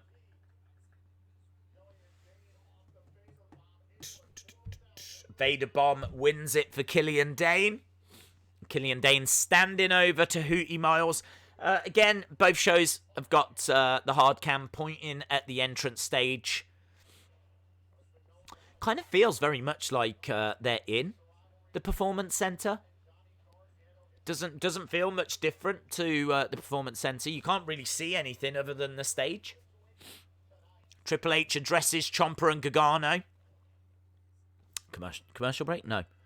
Cameron Grimes. Cameron Grimes making his way down. I don't actually know. Did I know that Cameron Grimes was wrestling? I don't think I did. So, Cameron Grimes on his way down. No idea who he's facing. Days, do you think Jimmy Havoc versus Crazy Steve would be a good match? I'm not the biggest Jimmy Havoc fan, if I'm being honest. I think that he is talented, but I'm not a hardcore fan. I've said it repeatedly. I feel like hardcore matches are good if you just bring in elements. We actually watched a hardcore match. I don't even know if you'd call it a hardcore match, but it was Sam Shaw versus Crazy Steve from NWA, their pop-up show. We watched that yesterday, And I thought it was a very, very good match because it used a couple of chairs. It did have thumbtacks, but it was right at the end. It was the final thing they did. They got thumbtacks, slammed, was it Crazy Steve? Slammed, I can't remember who beat who now. But someone got planted into the thumbtacks, but that was the finish. And that was it. So I kind of feel like they used some good chair shots and some chair, slamming each other into chairs and whatever, which was brutal. Crazy Steve got busted open. And then they used thumbtacks, and that was it. There was no barbed wire. There was no staple guns. Do you know what I mean? Like, I find these days that there's so much.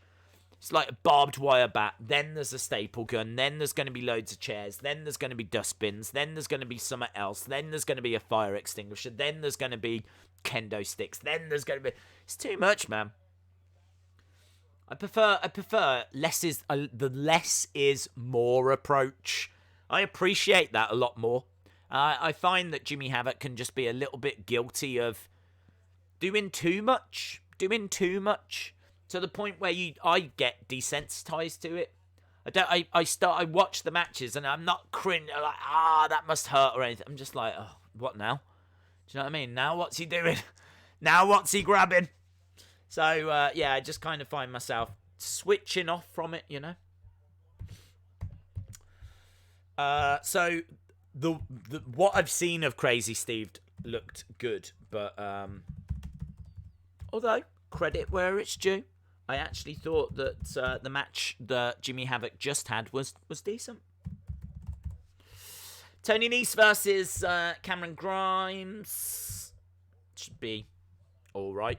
I've got to say, I appreciate original content.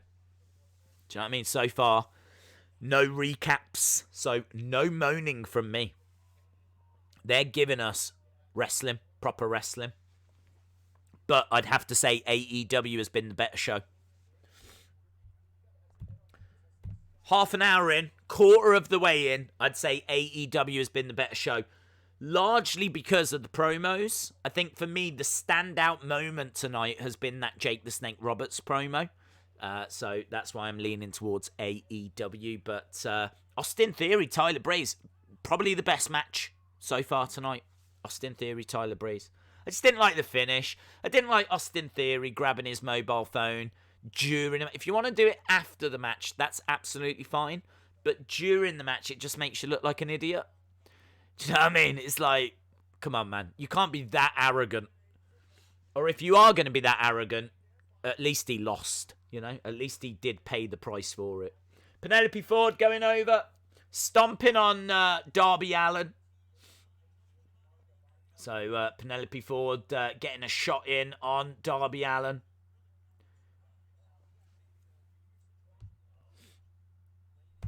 Let's go down. Undead Realm was awesome. Impact has some good stuff. Days Gargano, Ciampa are scheduled to go to the main roster, but Ciampa's injury called it off. Yes, they did appear, didn't they? They did appear as DIY on the main roster. Darby Allin is coming back into it. A couple of big shots, slapping away at Kip Sabian. Backed into the corner. I think of the two matches, I'm more drawn into Darby Allin, Kip Sabian, because I do really rate Darby Allin. I think they've done a very good job of building him up on AEW. Nice dropkick into the corner goes Kip Sabian. I think Penelope Ford's doing some good work with Kip Sabian. I think she really adds to his character. It's a little bit like... maybe because I watched it, but like Nancy Benoit with the woman kind of a thing, Penelope Ford looks like a mix of Lana and Mandy Rose. She's a very, very attractive woman. Yes, very attractive. What match stipulation would you like NXT to use more of? Don't know. I don't know, to be honest. That's a hard one. I don't know what match stipulations they could really use at the moment. I've never been a fan of last man standing matches. Iron Man matches, you can't use them that often. It's got to be like the blow off for a feud. Do you know what I mean? Cage matches are all right. We've seen a few recently. Ladder matches, I mean, we've got one coming up. I don't know. I feel like they use stipulations need to be used just once in a while. Like, they don't need to use stipulations all the time. And I feel like they do a pretty good job of spacing them out, actually. So, to answer your question, can't think of anything. Unless anyone in the chat can, and then feel free to, let us know. Maybe something like a submission match or something, but even they don't tend to be brilliant. I think, didn't Bret Hart, in his interview the other day, say that submission matches are the hardest matches to do? Like, to make engaging. Here we go. Look, Darby Allin was about to do a suicide dive, and Penelope Ford gets in the way, but he goes round the other side. Great camera shot. Lovely aerial shot there of Darby Allin going through the ropes. Springboard moonsault by Tony Nese on NXT. Just gets a 2 count on Cameron Grimes.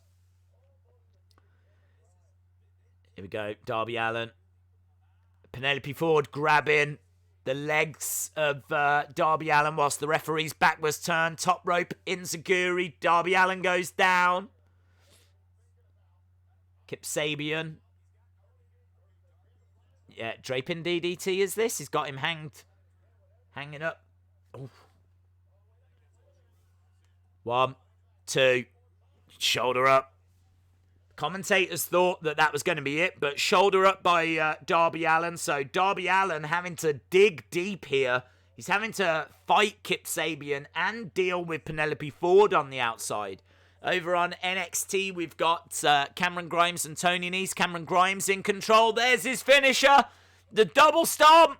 2, 3. And Cameron Grimes picks up the win against Tony Nese. So there we go. Cameron Grimes picks up victory. We've had like 3 matches already on NXT. So we're really racing through the matches.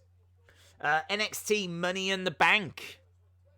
Oh, you could definitely do that, but it would only need to happen once a year. But I think an NXT Money in the Bank, you could do that at Money in the Bank. Men's Money in the Bank, women's Money in the Bank, NXT Money in the Bank, that'd be pretty cool. Although saying that now, it seems like if you win Money in the Bank, you might be able to cash in on NXT titles, because obviously Charlotte won the Royal Rumble and she's, going after the NXT Championship, so... There we go. I think Darby Allin picking up the win.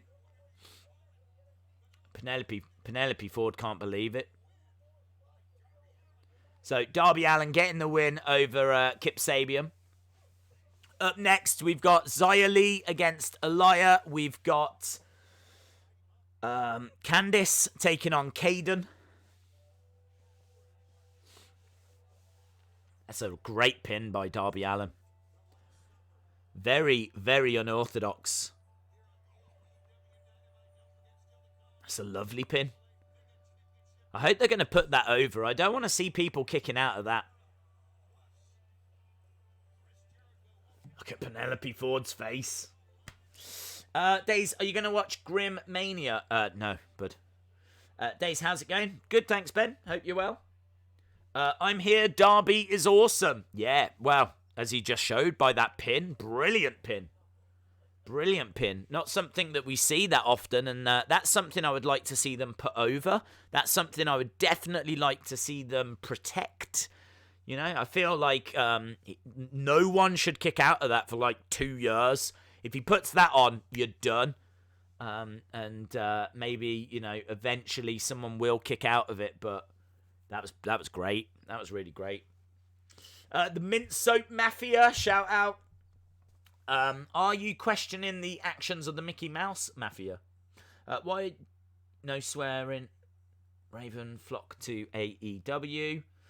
Days, what about a Hell in a Cell match on NXT? Yeah, I don't mind these as a one-off. The original question is, what stipulation would you like to see more of?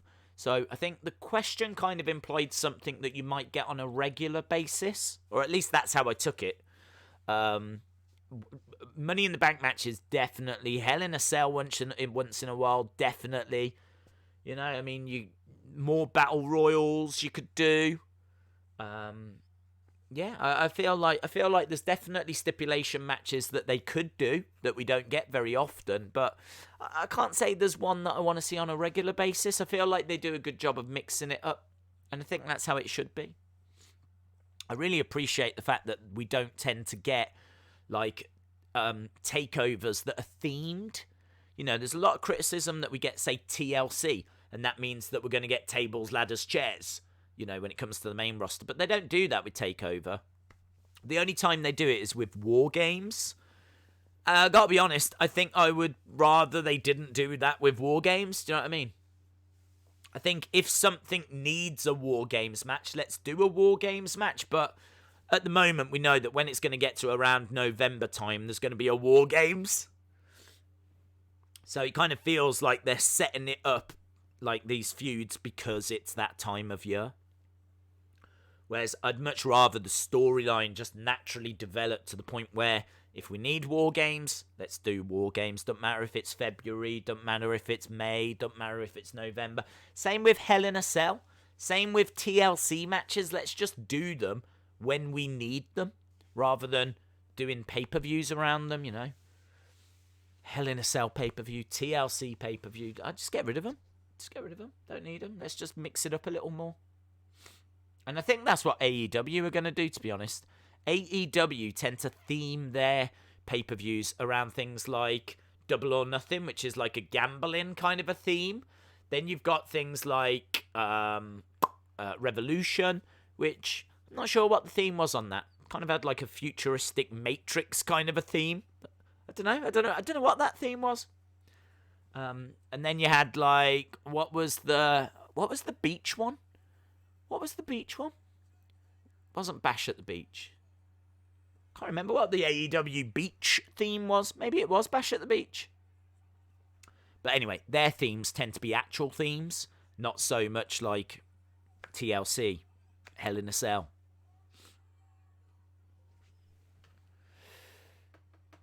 Right, we're going back to both shows. Both shows were just at commercial break.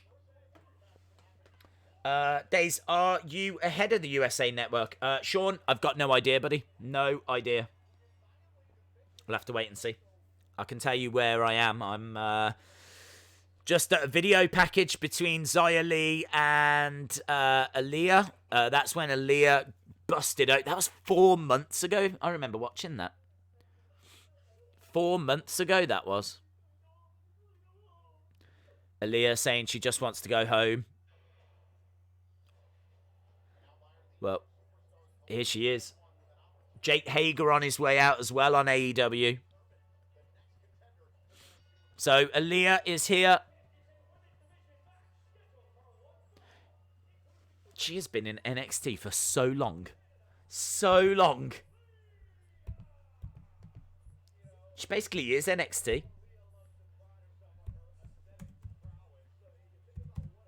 She used to have a really great theme music as well, theme song. And they changed it to this really generic thing.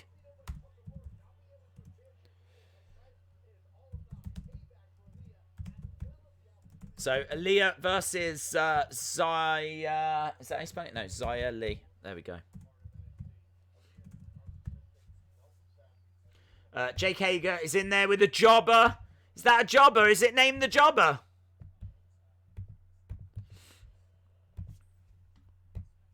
Right, here we go. Jake Hager. Jake Hager versus... Well, I don't know if you're going to get a chance to name this jobber. Is his name Chico? Let's go, Chico. Oh, people are very excited. Apparently this guy is called Chico. Chico the jobber. Days is really ahead. I don't know how. I don't know how. I go to the same breaks that you guys go to. Xia Li has been attacked backstage. So, Aaliyah looking at her watch. Xia Li. I've got a feeling Vanessa Bourne probably did this. Xia Li in tears? So, Aaliyah's like, look, I'm waiting. Jake Hager's already picked... Man, there's so many matches! Jake Hager's just won. Looks like this match isn't going to start on NXT. Yeah, look, Aaliyah's like, she's not here. What do you want me to do? Getting word. Xia Li is not able to compete. So there we go. What's that mean? However, there is someone. She's going to have to face someone anyway.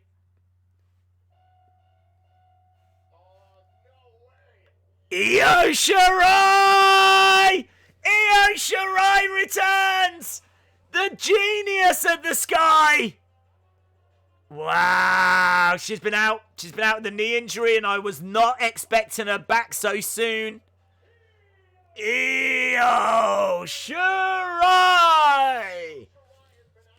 Moxley's come down to chase off Jake Hager. Io Shirai has returned. So Xia Li has been beaten up backstage, but things have just gone from bad to worse for Aaliyah, because now she's going to have to face Io Shirai, one of the best female wrestlers in the world. She's got sick entrance music as well. I'd love to see her go up, join the Kabuki Warriors.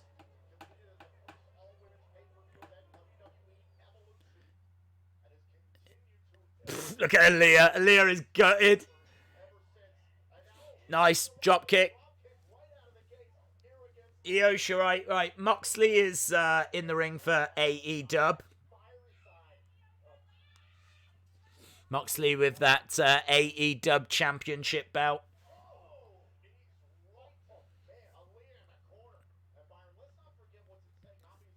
So, winner of this women's match obviously goes forward towards that ladder match. Io's winning that. Io Shirai, I love her. I love Io. Days, could Connor of the Ascension be Spears' tag partner? I really feel, again, that it's going to be someone that sends in a videotape, because I don't know why AEW would ask people to send in videotapes, get all of these video clips, get all this buzz created, get people talking about who they want, and then just bring a wrestler in. So unless Connor's going to submit a videotape, I don't think it's going to be anyone that doesn't submit a videotape. So right now, I'd say Gentleman Jervis, I'd say Shawn Spears. I mean, you can't rule out other wrestlers, but I just think it would be a bit of an own goal for them to do that. Io with a moonsault. She's very good at that, picking up the win. Very short match. Obviously, there was lots of talk that Io. There we go. Io telling Aaliyah to get out the ring. Yeah, very short match. Probably didn't want to put too much strain on her knee. She'd got a nasty knee injury, although saying that, she's not wearing a knee brace. She still did that moonsault, came down on those knees. Brilliant. Great to have Io back. Io sitting on the top rope, just shouting out at the camera. So, Chelsea Green, Tegan Knox, Maya Yim, and Io Shirai all in that ladder match. Io Shirai laughing to herself on the top rope. Keith Lee is live coming up soon. So we've got Keith Lee, bask in his glory, coming up very soon. Dynamite's just at commercial break at the moment. Jody Gilly. I'm here just working on schoolwork. Oh, hope everyone is well. Really, you still ill, buddy? Feel like you've been run over by a bus. Sorry to hear that, pal. Oh, look who's on our screen! Look who's on our screen! We know who that is! Sam Shaw! Sam Shaw was just shown! We've been watching Sam Shaw matches on NWA, and we've just seen a little vignette, little clip of Sam Shaw. That's cool. That's cool. Adam Rotella. Adam Rotella is coming to NXT. How amazing is that? That we've just been watching him in NWA on a Tuesday on those old NWA pay-per-views. He had a great match against Crazy Steve. And, yeah, now there he is. So he'll be making his debut. He looks great. He's got a great look. Right, Keith Lee is here. He's doing a little promo in ring. That was me. It was you. Keith Lee.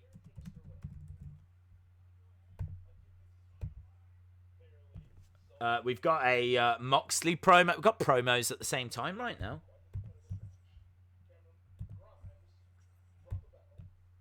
Here we go.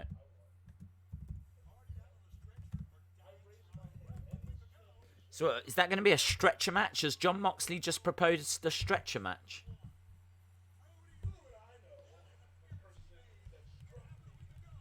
They're talking about Brodie Lee over on AEW now. I've got a feeling that we're going to get a stretcher match with Moxley.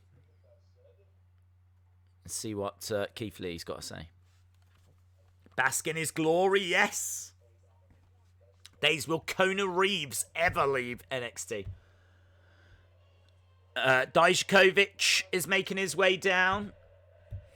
He might leave NXT when Aliyah leaves NXT. I feel like they're one and the same person. They've both been in NXT for so long. Heel versus heel. What a coincidence with Sam Shaw. I know, yeah. Crazy, isn't it? Crazy. Days, how is it possible that you're ahead of me? I've no idea. I don't know. People have said that it's ahead, and I don't know why. Dijakovic says, I don't care about an apology. He just wants a shot at that title again.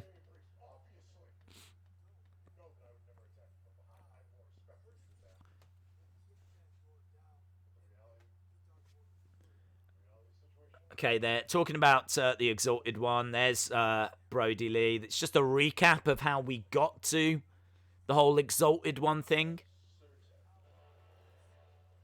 Right, is this Damian Priest? So, Damian Priest has made his way out. Days, you're ahead of me on NXT. Days, is Tama Tonga related to Roman Reigns? Don't think so. I don't think so. I don't think that they're part of the Anoa'i family, are they? The Gorillas of Destiny? Do you know, I don't know. I'll have a look.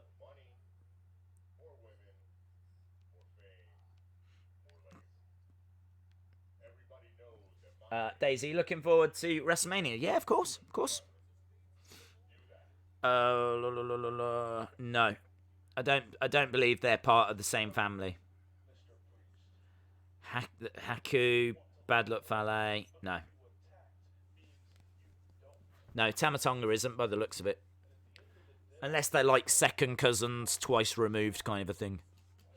Bask on his belly. Oh, bask on his belly. I tell you what, he's sweating just cutting a promo. Isn't he, old Keith Lee? Damian Priest says, maybe it's time you don't stand anymore. Dijakovic pushing Keith Lee out of the way so that he could stomp away on Damian Priest. This has got triple threat written all over it, hasn't it? Oh, the Exalted One is sitting down having a meal. Oh, I tell you, I'm more interested in watching Luke Harper have a meal. Luke Harper in a suit?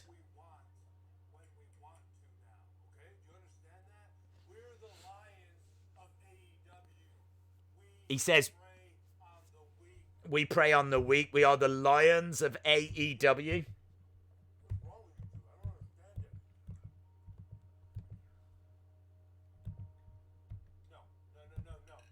No.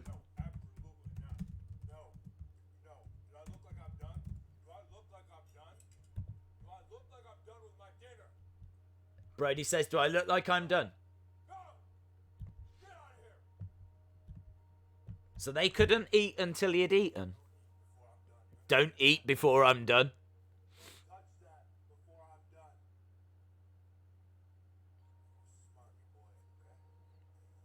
Well, it's a simple enough request, isn't it? Do you know what I mean? Oh, no.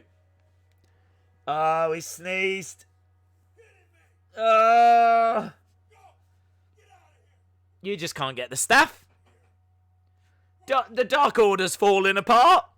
The one's eating food when he's not allowed. The other one's sneezing all over the place.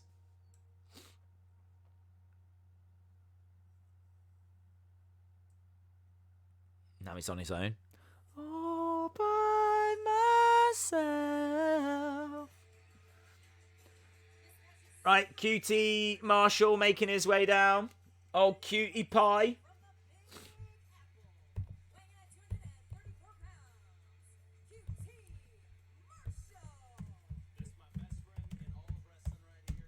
Cutie Pie versus Brodie Lee.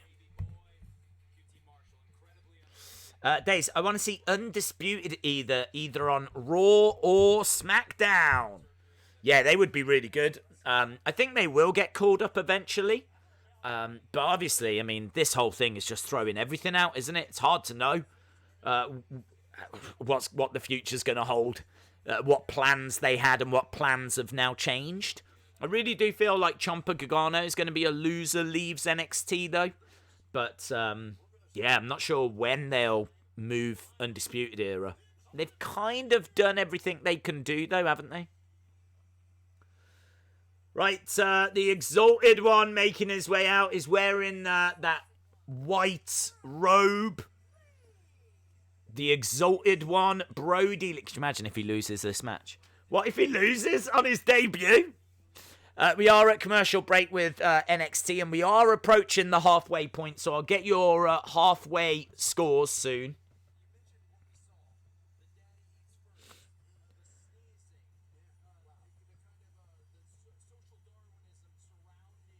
I feel like his entrance needs to be darker than this. It's just very generic music.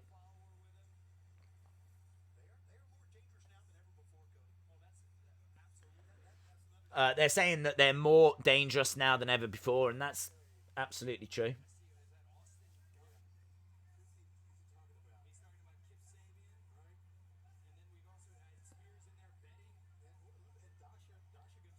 Right, they're messing around in that room. I feel like this is the first time that we're seeing Brodie Lee, and this needs to be more serious than this. I feel that Brodie Lee coming out needed darker music. I think it needed a bit more atmosphere. I think it needed to be a little more, say, Undertaker in presentation. I'm not saying like he slowly makes his way to the ring, stuff like that, but I'm saying, you know how the feel of the show changes as soon as you hear that gong. Like, you start to get the goosebumps. Brodie Lee needed something like that, and we didn't get it. We didn't get it, so I think that's something that it's easy to fix, but I think they've got to fix it. Do you know what I mean? Like, I feel like if this is the leader of the Dark Order, then, and maybe they can't do it at the moment, but the rest of the Dark Order should come out first. Maybe once we get past this, we can explore that. But I feel like the stage should fill up with the Dark Order once we're past the coronavirus stuff, and then he comes through and cuts through the middle, and can then stand there and, like, you know, with all the people around him. It needs something on that scale. It was such a big build that to just give him like a very generic entrance like that is. I get it. We all know what's happening in the world. Rusty. Why Rusty? No one tells Rusty what to do. The Rusty attack. That's what this is known as now. The Rusty. I feel like I get attacked by Rusty. The Rusty Shackleford attack. Rusty Shackleford gets another mention on the stream. Thank you very much, bud. You know that it's appreciated, but you know that we never asked for it, or, you know, even want it. But no one tells Rusty what to do. I'm a proud member of the Shackleford Rebellion, our very own faction. They've got the Dark Order. We've got the Shackleford Rebellion. So shout out to you, Rusty. Thank you very much for the support, man. Dave in real life says Shackleford Rebellion is here. Yes. Yes, the Rusty attack. The Rusty attack. Brodie Lee, as big as he is, huge, yeah. Only Lork. Oh! Okay, we've got a tag team match coming up, guys. Ah! Could this be it? Could this be it? Could this be my boys? Only Lorcan, Danny Burch. I know that the Indian guys have been facing these on house shows. Oh, please. Please, I said it. I told everyone this was going to happen. And then they deleted the tweet. Vape Ross Vape Days, do not question the order. The one is here. I'm not going to question anything. Right, here we go. What? No, not Shane Thorne. I don't want Shane Thorne. Oh, they're not Indians. Boo! You're not Indian. You're not Indian. You're not Indian. Oh, gutted. I've never been so disappointed to not see some Indian people in all of my life. I hope it happened. I hoped it happened as well. Right. Lorcan and Birch versus non-Indians.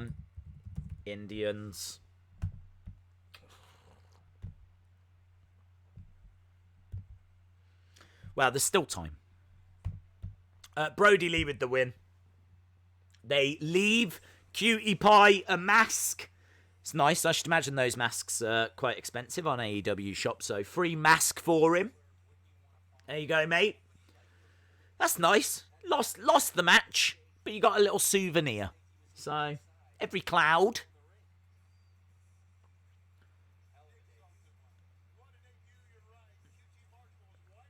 Cutie Marshall wiped out. Dale says, do a heel promo on you. No. I'm a lover, not a fighter. I'm a lover, not a fighter. I'm not going to be cutting heel promos. But shout out. I appreciate you, Dale. Dale, thank you so much for all of your support. I am not turning heel on you. You seem like a really nice guy. Seem like a really nice person. If anything, I appreciate you more. Right, we've got Danny Burch in there at the moment. Shout out to Ashton. Hope you are well, buddy. Sup Days, how's everything going?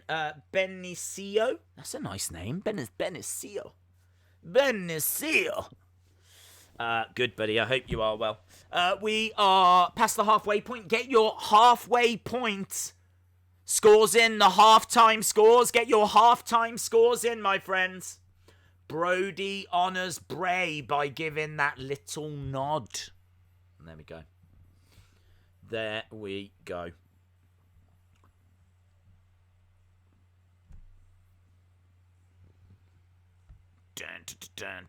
Right. Burch has got Shane Thorne. Of course, Shane Thorne used to be in that tag team with... what was his name? Can't remember his name. Someone Miller. Nick Miller, I think it was. Nick Miller and Shane Thorne, TM61. I'm Indian and I'm offended. Why are you offended? I'm offended that they didn't give us the team that I thought we were going to get. 7 for NXT, 8 for AEW. 7 says DJ Bratzy. NXT 5, AEW 7. Sandman882 says NXT 9. John Elite says NXT 7.25. AEW not applicable. I'm guessing you're not watching AEW. Chris Summer says NXT 7, AEW 5. Dave in real life says NXT is a 6.5. But at least we are getting matches. That's true. AEW 7, NXT 5.75. And in fact, big boy, Jose agrees. So there we go. Anthony says NXT 0, AEW 0. But Johnny says 8 for both.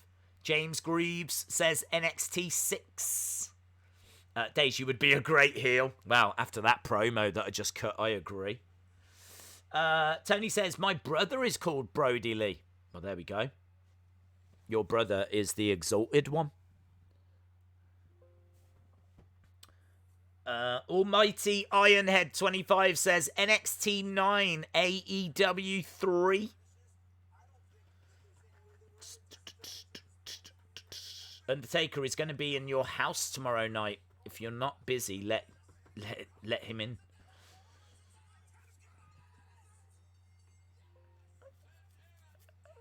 Okay, so they're just showing us a recap on AEW from last week.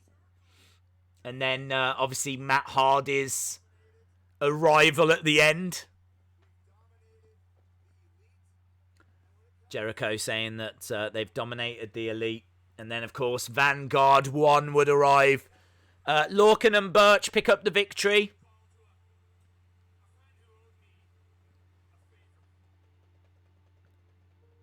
And there we go. Up in the stands, Matt Hardy.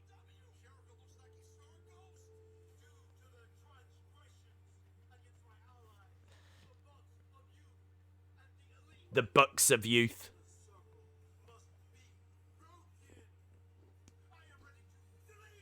I am ready to delete. He's proper back to the whole broken thing, isn't he? Jonathan Wilberding says Wednesday night is the best night of the week. I agree. I think from a wrestling point of view, we get really spoiled. It can be difficult to try and watch both shows at the same time, but it's a challenge that I welcome. Right, Candice.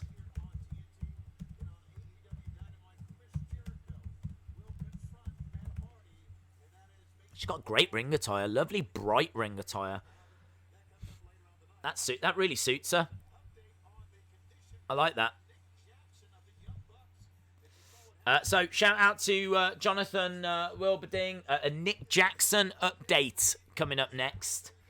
Again, shout out to Rusty Shackelford for that support earlier. Massively appreciate it, bud. Hope you are well. Hope you're all well. So again, just a recap. They're going to show us how we got to this point. Kaden Carter making her way into the ring. Kaden Carter's a great up-and-comer. She's been around for a little while in NXT as well. I think Candice is going to win this, though. I'll be very surprised if Candice doesn't get the victory here. Lots of different camera angles from NXT. Obviously, the hard cam's in a completely different position. It's very weird seeing Full Sail this way. You're not seeing a great deal of Full Sail. It kind of feels the same in many ways as the Performance Center. But yeah, I do like Candice's wrestling ring attire here. Very bright. Adam Cole, baby. Day's my birthday is December 7th. Cool. Well, I will wish you a happy birthday when we get to it. NXT is now a 9 because of Adam saying he's on vacation in his backyard. End of story. The Great Moda has disappeared. Brodie Lee may be the exalted one, but Del Boy is the zadalted one. Your feed is way ahead of mine. I've no idea why, bud. I've no idea why. It's not normally that way, is it? Perhaps there must have been some kind of delay in America or something. Perhaps you guys got delayed a little bit. We've got Vanguard 1. Vanguard 1 is, spying on Nick Jackson, is he?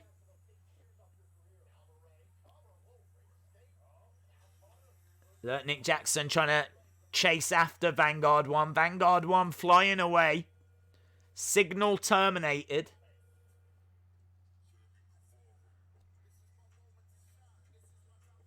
Sammy Guevara's got some sick music, hasn't he? Sammy Guevara. This is my time to shine.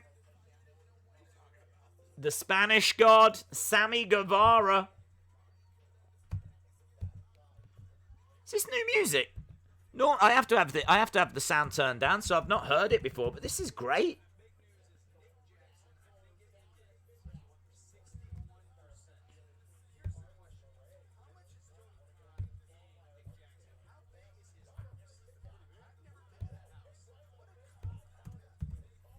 Okay, Sammy Guevara making his way down. Who is Sammy Guevara facing? I feel like I know, but I actually don't. Oh, it's going to be... I do know, don't I? It's Kenny Omega.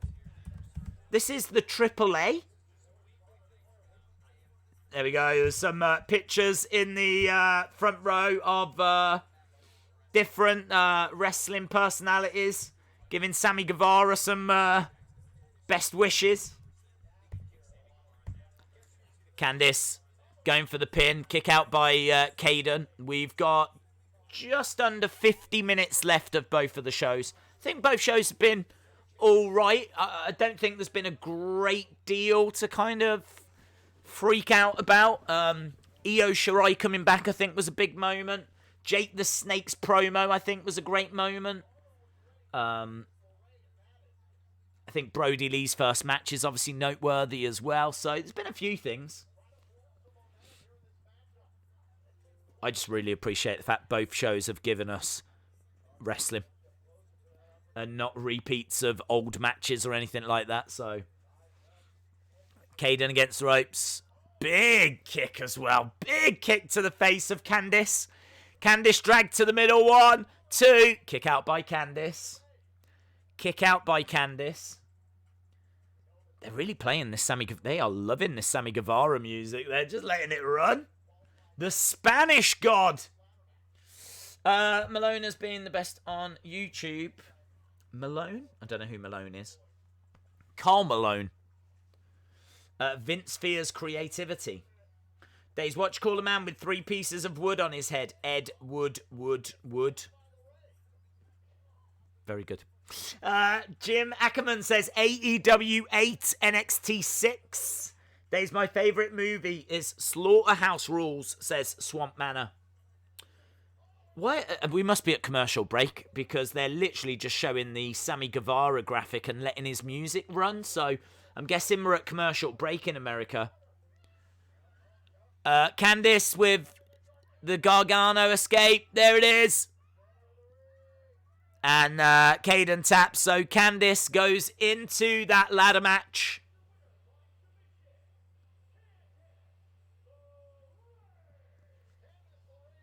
There we go. Candice. Big smile on her face, but I think there's some damage done. So, Chelsea Green, Tegan Knox, Candice LeRae, Mia Yim, and Io Shirai. One more spot for that ladder match that's in 2 weeks' time. Still waiting for Kenny Omega. Dale Creasy says, Days, who would you have from AEW and NXT? Who would you have? And who from NXT would you... Oh, who would you swap over, do you mean? I think you'd have to take Kenny Omega. Maybe even the Young Bucks. I think they would be very, very great assets, great additions. I'd be very interested in Cody. It's the same names, isn't it? Do you know what I mean? I can't really tell you anyone that you don't already know. In regards to taking people over from NXT, I feel like the women's division would greatly benefit by having some of NXT's women. So, you know, the likes of Bianca Belair, the likes of Io Shirai, the likes of Rhea Ripley. You know, you could drop all of them into AEW. That would really help AEW, because you'd have to say the women's division's probably the division that's struggling the most. So I feel like I don't think there's any divisions that's struggling. Maybe the tag division, maybe NXT's tag division is struggling.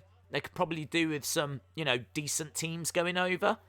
So they would benefit with the Young Bucks and the Lucha Bros.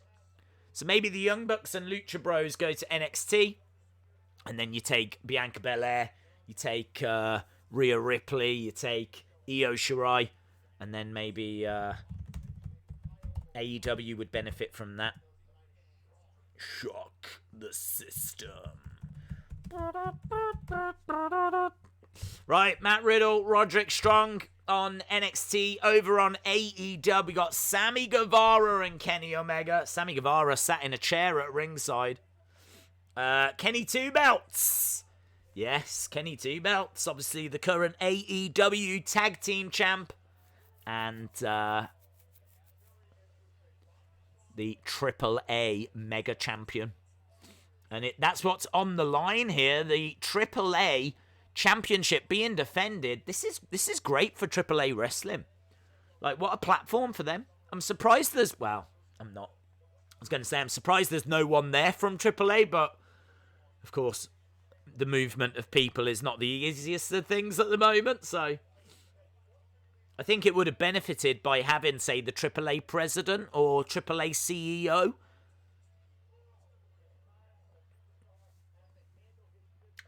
Devil Vince thinks Brandy is a sexy mama. This is going to go 30 minutes. What, is this the main event? No, we've still got the Matt Hardy Jericho confrontation, I think. Wardlow Luchasaurus. This could go a good chunk of time, though. I absolutely agree. It is for a championship, after all.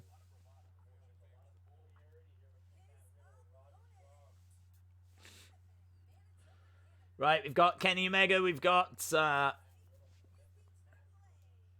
versus Sammy Guevara for the AAA Championship. Over on NXT, we got Roderick Strong taking on Matt Riddle.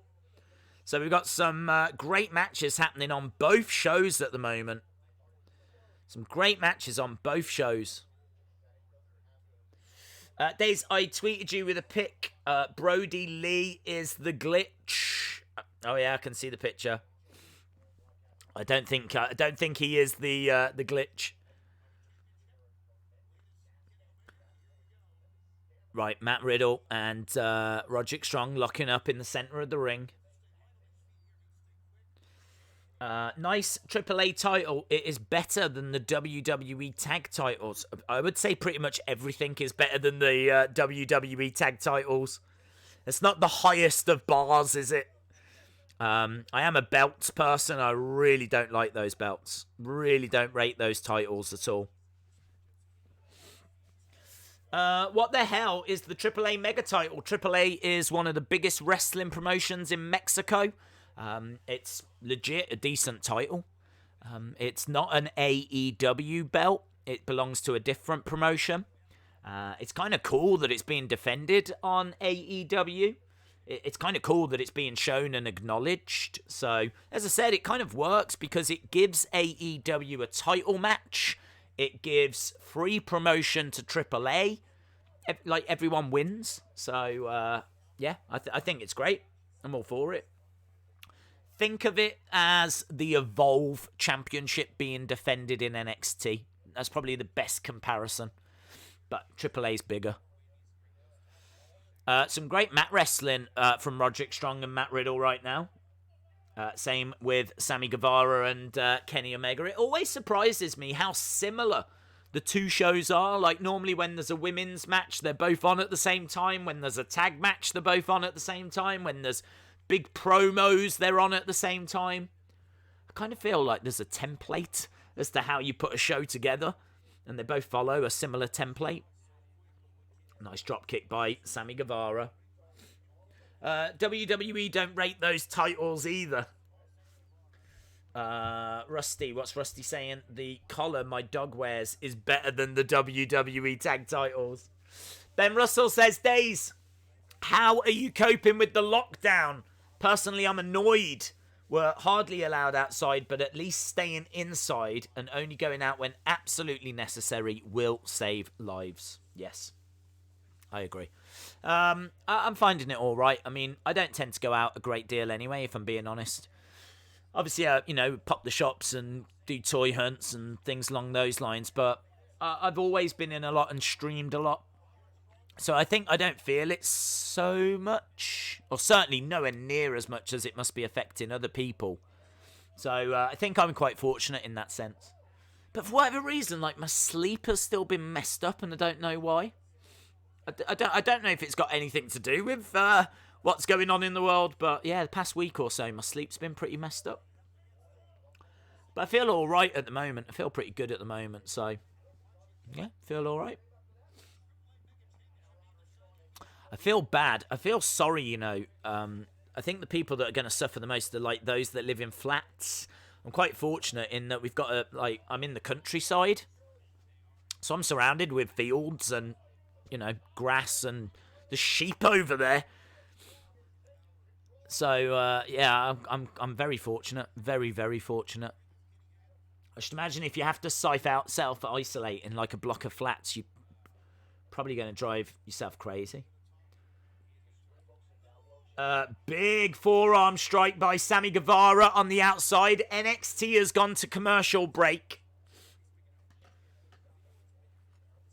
This should be a really great match. Oh, Sammy Guevara has actually ripped the picture of Brandy Rhodes. Oh, and he gives it a kiss. Look at Brandy's face. Amazing. I wish that wasn't happening during... Look at that. Look at that face. That face is going to be all over Twitter. That face is going to be all over Twitter. I just wish that wasn't happening during a match. Do you know what I mean? I feel like he could have done that before the match started. But it was great watching Brandy's reaction to that. This is what I'm saying. AEW do humour very well. That was fun. There hasn't been any kind of fun with NXT. They just can't do humour. Here we go. Against the ropes goes Kenny. Back elbow. Kenny goes down.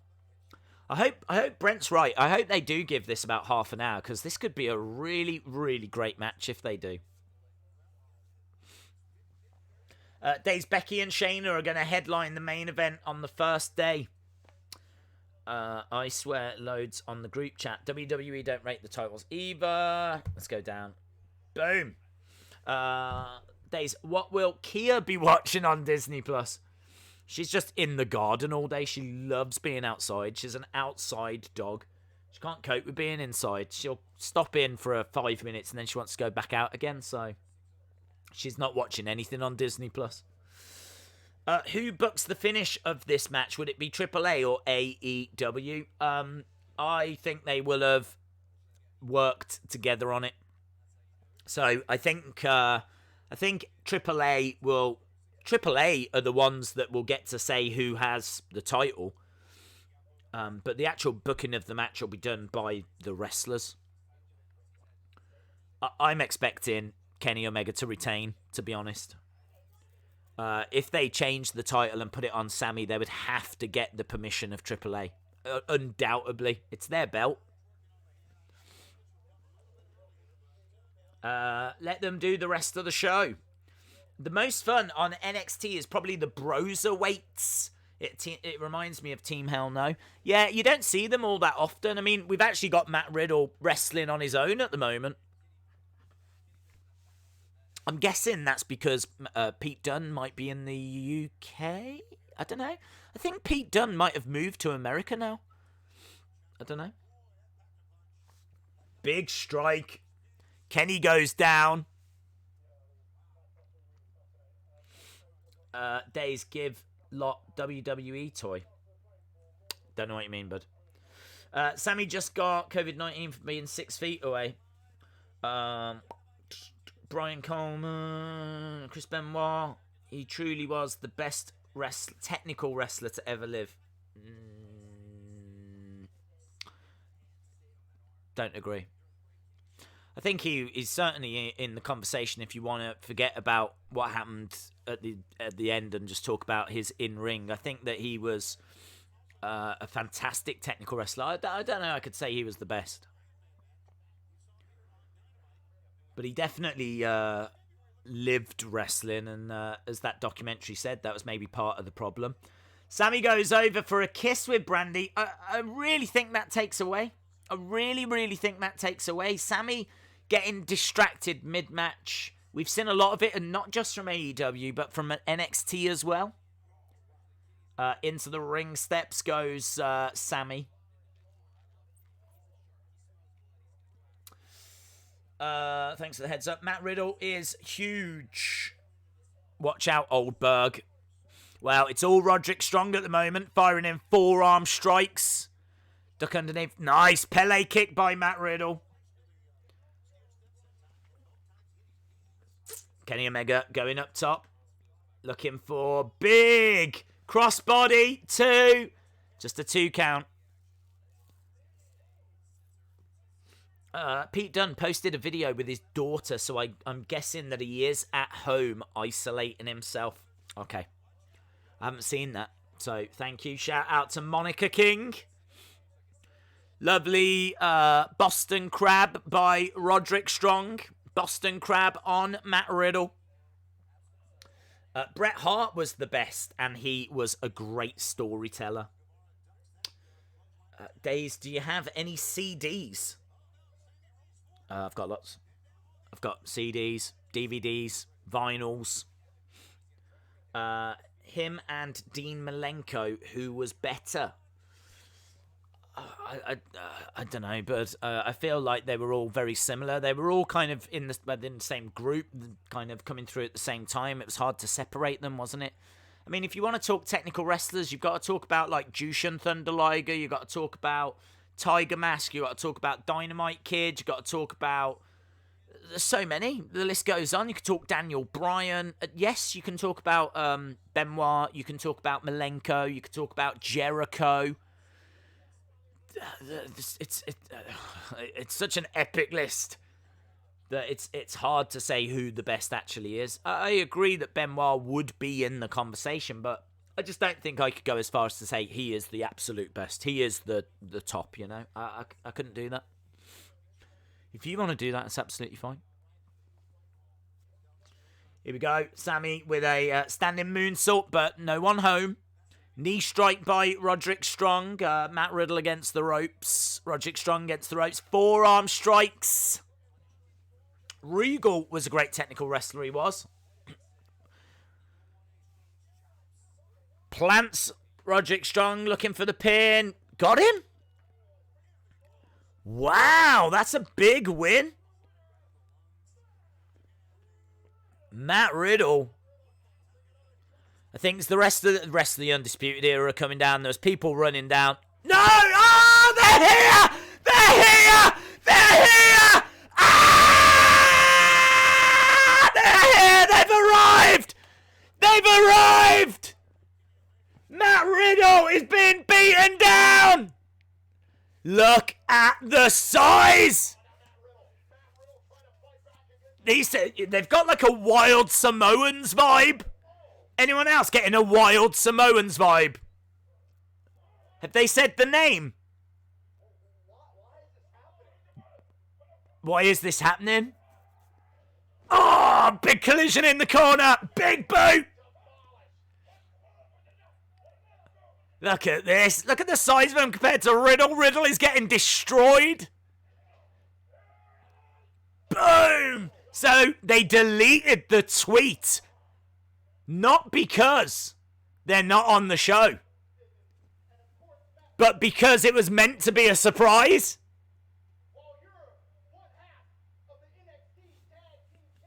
Who are you?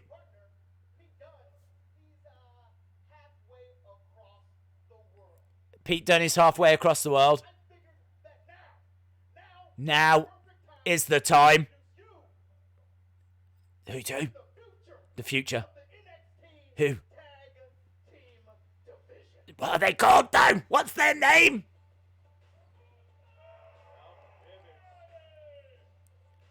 They are monsters, man. They look awesome. I love the paint. But what are they called? What's the point in saying I'm going to introduce you to the future of the tag team division if you don't tell us what the future of the tag division is? Why have they not decided the name? It's the Indian Experience. That's what they're called. The Indian Experience. How cool are they? How cool are they? I do feel now a little bit guilty that I might have ruined that moment, but I didn't know. That's WWE's fault. They sent that tweet out. They sent out the tweet talking about those guys coming. They were like, tonight is the night you're going to see them. I think they've done that to, like... This is why WWE didn't send that tweet out. WWE didn't talk about it because for us, it was meant to be a surprise, but they tweeted it out on the Indian account so that the Indian fans would definitely tune in. I didn't know that. I honestly thought that they had just called it off. I honestly thought when they deleted that tweet that it was over, it was done. But actually, I'm now under the impression that tweet probably shouldn't have gone out. But they both look big compared to Matt Riddle. The game is here. We've got to move on. We got the Indian takeaways. Okay, here we go. Let's move on from. I'm so glad. Oh, I'm glad and confused and everything. I still don't know their names. Here we go. They are cool. I really like them. Ciampa on his way. Triple H in the ring and Ciampa coming down.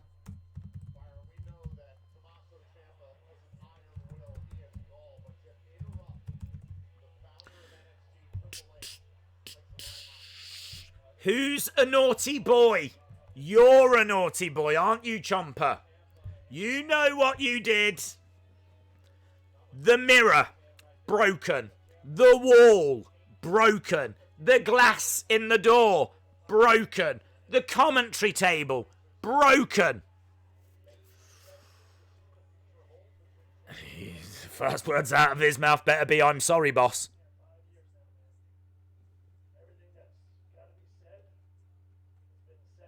Ciampa says, everything that's got to have been said has been said.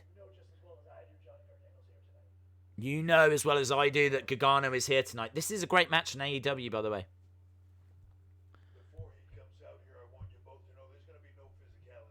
He says, Triple H says there'll be no physicality tonight.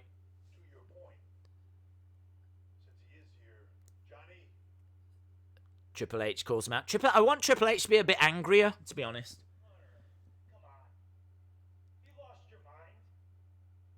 No music for Johnny. Oh, this is good. This is good stuff.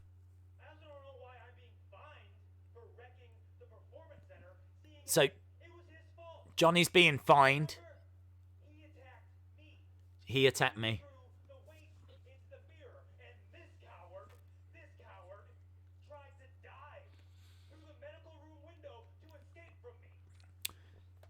So I'm guessing they've both been fined.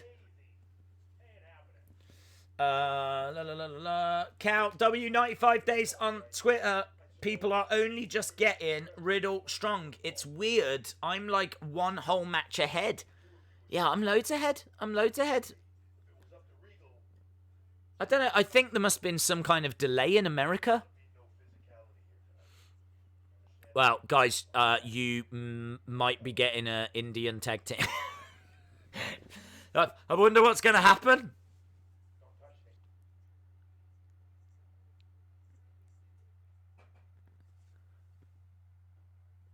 Okay, here we go. Johnny is getting in the ring with Tommaso. Mohamed Rafi, there's a video on the channel. NXT's at Full Sail, yeah. It feels the same as Performance Center. This is like casual Triple H as well. He's wearing trainers. It's very strange. Triple H says, Shawn and I went through this. It is very similar to Triple H, Shawn Michaels, isn't it?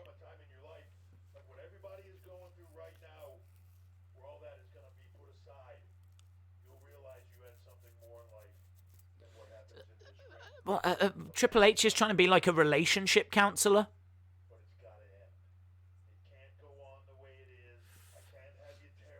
I'm behind as well.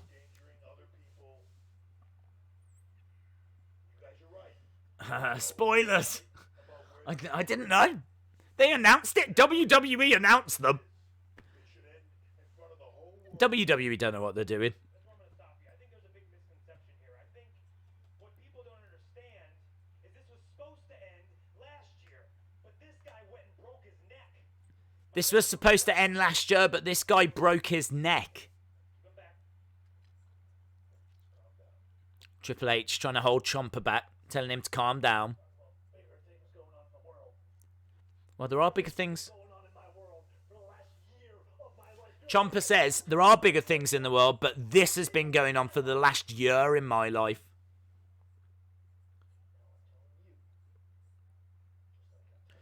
This is a very good segment. This is a very good match on AEW.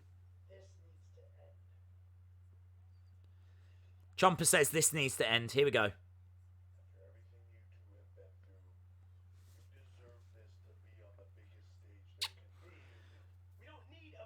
We don't need a big stage.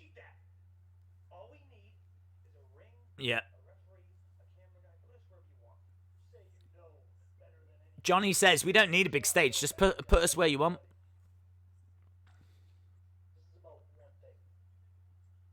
Candice. This is about who's the face of the company. No spoiler for you. It's me. Johnny says, spoiler, it's me. And if everything is said and done, I'm gonna make you realize what kind of monster you really are. You guys want to finish this? You don't need a crowd. Yeah, don't need a crowd. Don't need an arena. When? Yeah, good. No. He put me through a table 2 weeks ago. He threw me off a perch, this man. Tell me how long you need. Triple H says, are you ready now? Johnny goes, no. Are you ready now? No, I'm not. Give me 2 weeks. 2 weeks and it's done. 2 weeks and you might get match of the year. He's going to find an empty building. I'm going to put a ring in there. I'm going to give you a referee. Just there to say it's over. But when it's over, it is over. You understand me, both of you? When it is over, it is over. When it's over, it's over. This could be one of the best matches ever. The chemistry that these two have got is incredible. Dave Meltzer's star rating is just going to be inconsequential with this match. 2 weeks' time, an empty building, a ring, a referee. When it's done, it's done. If he dies, he dies. You won't have to worry about being the heart and soul of NXT because NXT will carry on without you. In 2 weeks' time, Here we go, 2 weeks. I will send you a message with a location. I will send you a message with the location. You go there. NXT carries on. Without Johnny, wrestling doesn't happen. That doesn't happen. In 2 weeks, you're going to have to admit to the world what you Have you seen how big Will I haven't seen also. know deep down inside. That Johnny Gargano is the better man. He's the better wrestler. Sammy Guevara going up top. We've only got about 20 minutes left here. Wow. Wow. Oh, hello. What's this? What's this? What's this? What's this? What's this? What's this? What's happening? Is it Killer Cross? Are we at Killer Cross time? Whoa, we've got crazy video packages! I think it's time. These teases have been for the past few weeks. The end is near. The clock counts down. Is it a tease? Oh, how about that? How about that? Another tease, but the biggest tease. Killer Cross is coming. I mean, in fairness, we knew that anyway, but that was great. Brilliant segment.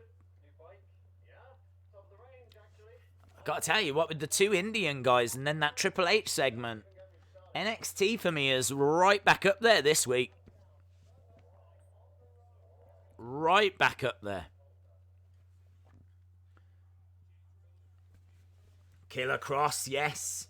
Roddy is still fighting Riddle. What?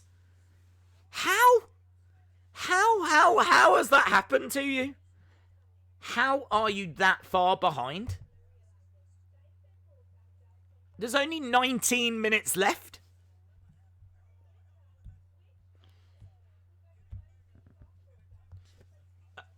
Omega has got Sammy Guevara up looking for the one-winged. Boom. 1, 2, 3, done. So Omega retains that AAA championship.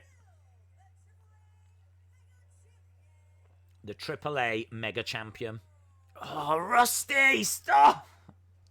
Stop, Rusty! Well, I'm not going to tell you what to do.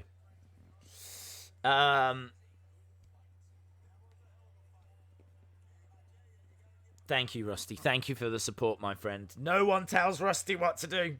Johnny Bates says, yes, Rusty. DJ Rhino says, Roddy is still fighting. I can't believe it. I don't know what I don't know what was on before NXT, wherever you are in America. But it seems to have messed up your schedule. Because NXT started on time here in the UK. Started at its usual time.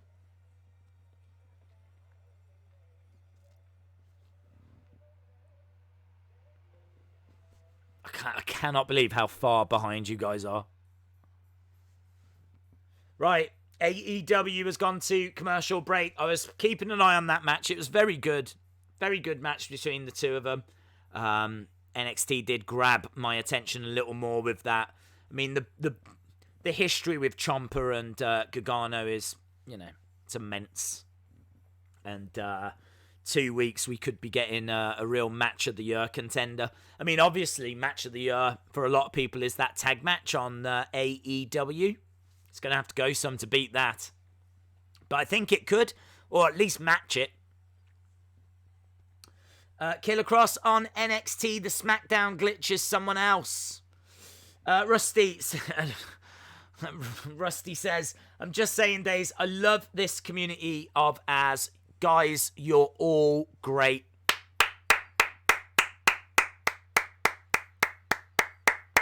I tell you, man, we've got to get Rusty on the Insiders podcast. People would love to hear from Rusty.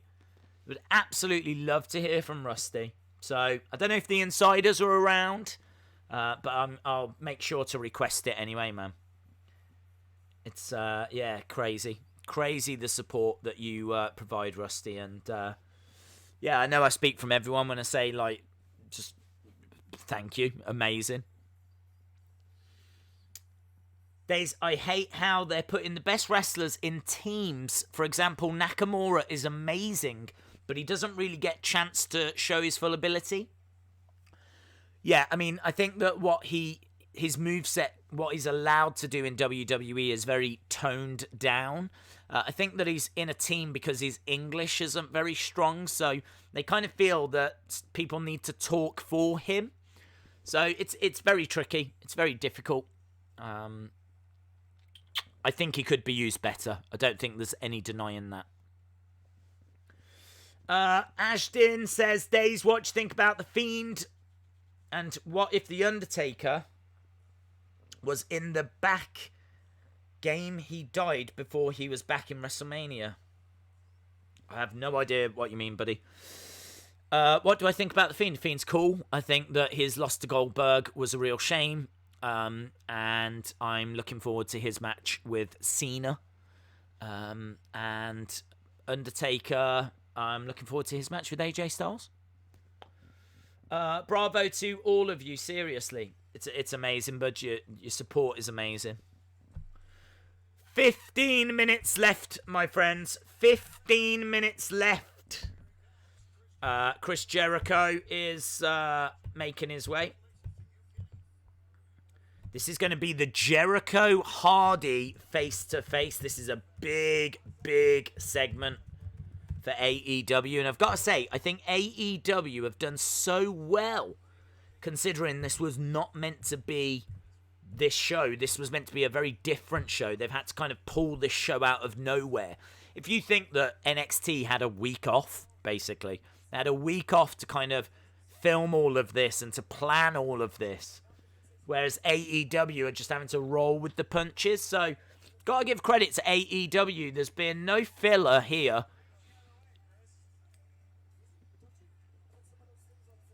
Jericho going over. The cameraman is singing along to Jericho's entrance music.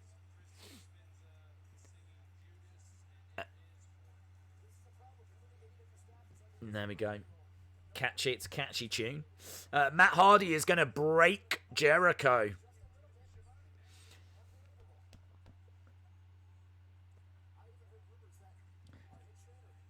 Both shows are a 7.5. The Indian tag team have just come in and attacked Matt Riddle. Damascus wants blood, says not all. Mohamed Rafi says, is NXT over? No. What, I don't think so. Is it over?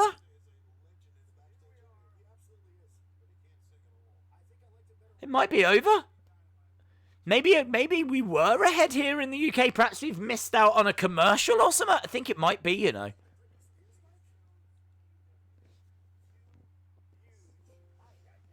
What have I got now, actually? I thought we were at commercial break, but now you mention it, we have got badminton. I have got no idea what has gone on tonight.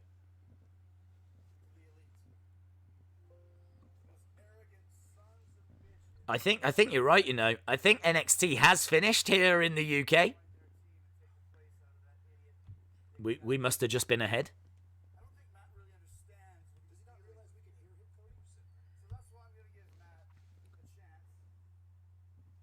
So, we got 12 minutes left.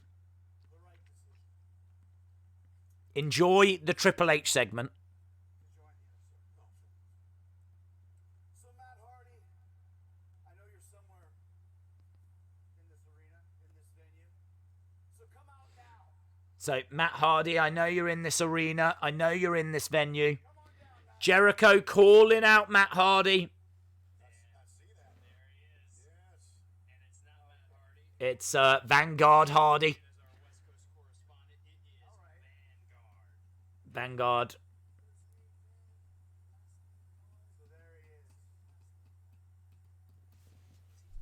What's wrong with badminton? Nothing.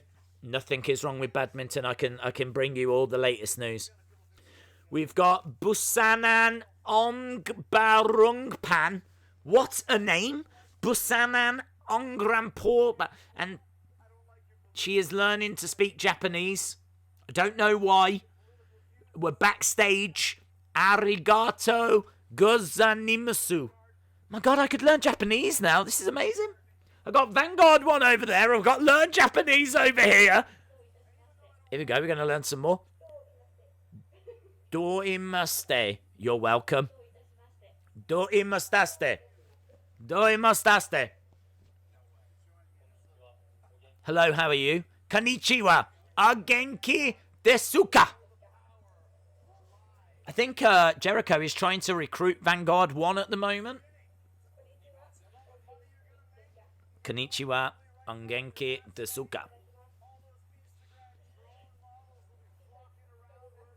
This is mental. This is very difficult for Jericho to try and cut a promo talking to a drone.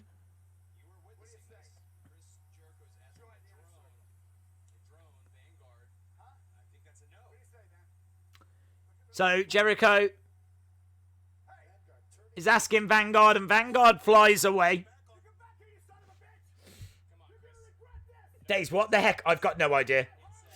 Dale Creasy says, I love badminton. Wow, you'd love this.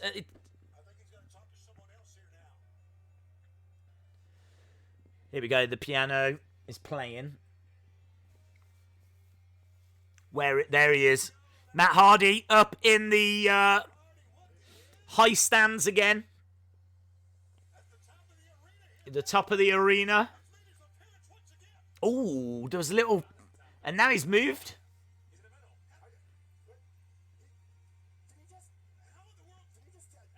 And now he's at the bottom. This is quite fun, isn't it? How they're making him jump around. Look at this. What are we seeing?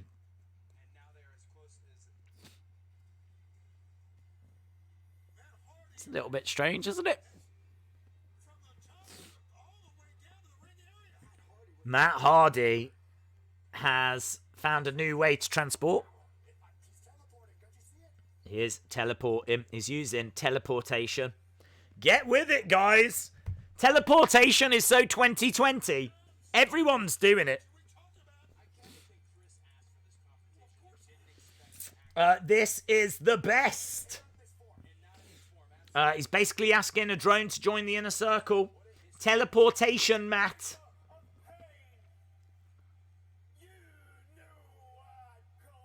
You knew I'd come.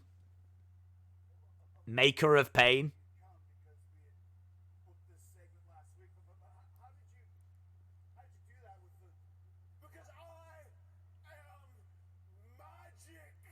I am magic, says Matt Hardy.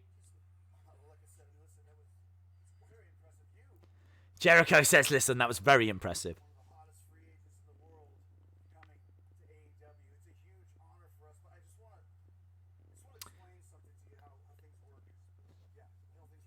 Jericho's trying to explain how things work to Matt Hardy. This company was built on my back.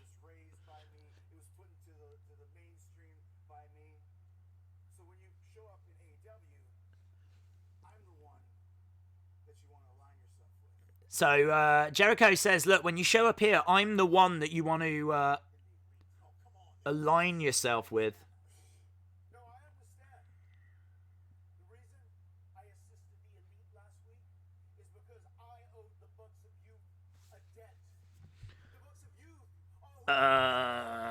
Hardy just teleported. He did. Eat him, Damascus.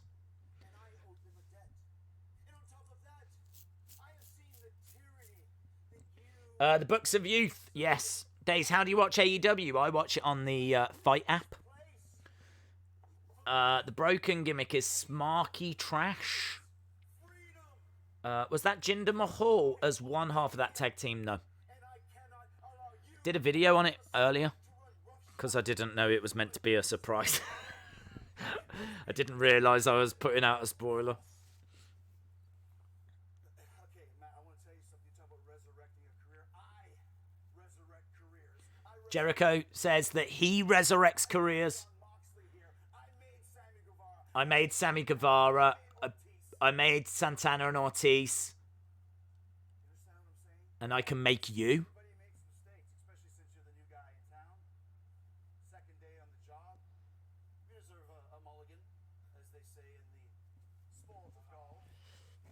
Days, will you be here tomorrow? I'm not sure, bud. Not too sure. WrestleMania was the best. How do you watch NXT? It's on BT Sport. So he says, join the inner circle.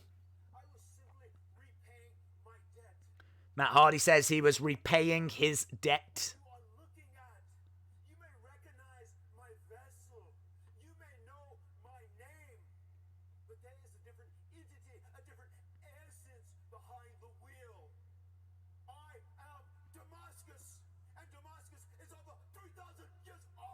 Damascus is 3,000 years old. Chaos, violence, and brutality. I am practically perfect. He's practically perfect? Like Mr. Perfect? If you're 3,000 years old, that means you're very wise. I feel like Matt Hardy would be a really good Ghostbusters villain. Do you know what I mean? Jericho says, I know all about reinvention. But when I look at you and I see the amazing gothic cloak and the interesting hairstyle, like the red dash, by the way, that's really sassy. I like the red dash, that's really sassy. Outside, you look very different. But inside, you're still the same Matt Hardy that I've known for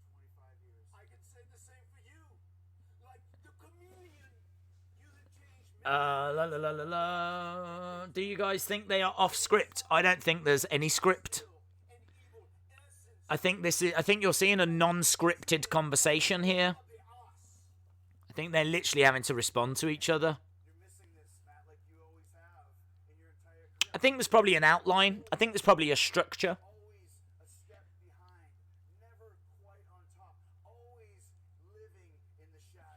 Always a step behind, says Jericho. You're always living in the shadow. It's a nice line.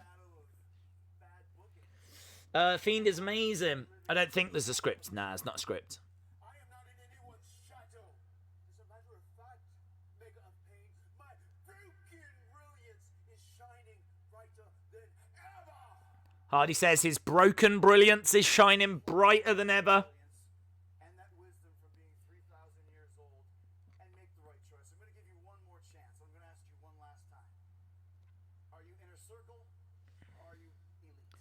Are you in a circle or are you elite?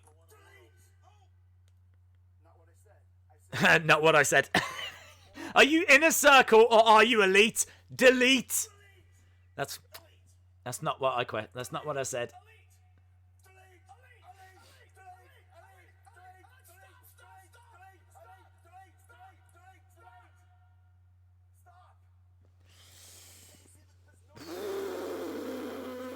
Matt Hardy would be a really good ghost. I love Matt. Badminton is amazing. See you later, Ashton. Cringy, says unknown Hardy. Days I want Callan Corner. But I think all of these essences and the AEW audience at home, they should sing a new song for you. It's a bit of a dirge. It goes like this. You and then a circle shall fade away and classify yourself as obsolete.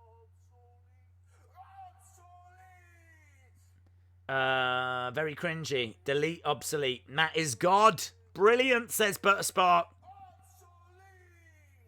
Once again, Matt, nobody here.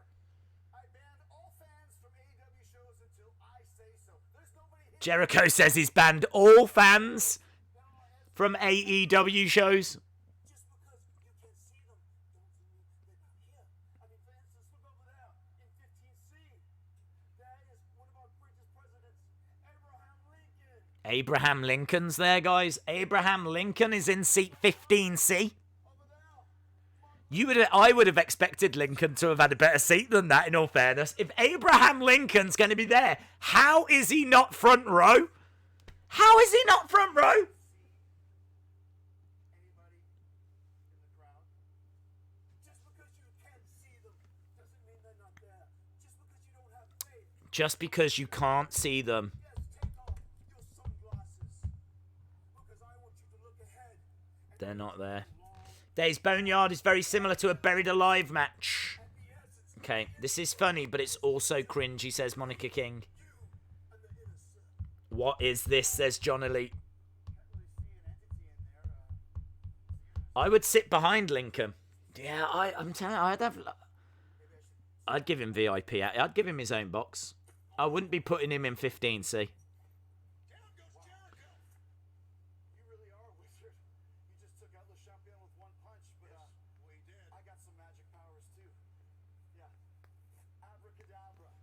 Abracadabra.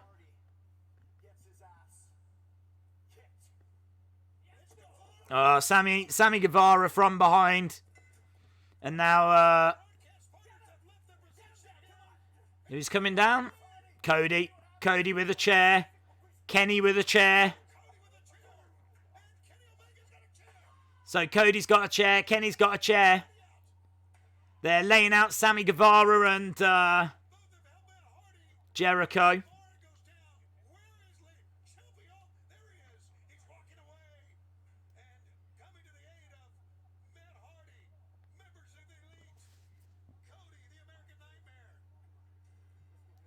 There we go. They've chased them away. He had his own box once. Days didn't work out so well. Oh, yeah, that's a good point. Yeah, that's a good point. Perhaps they offered him a box and he was like, no way. No way. Whoa.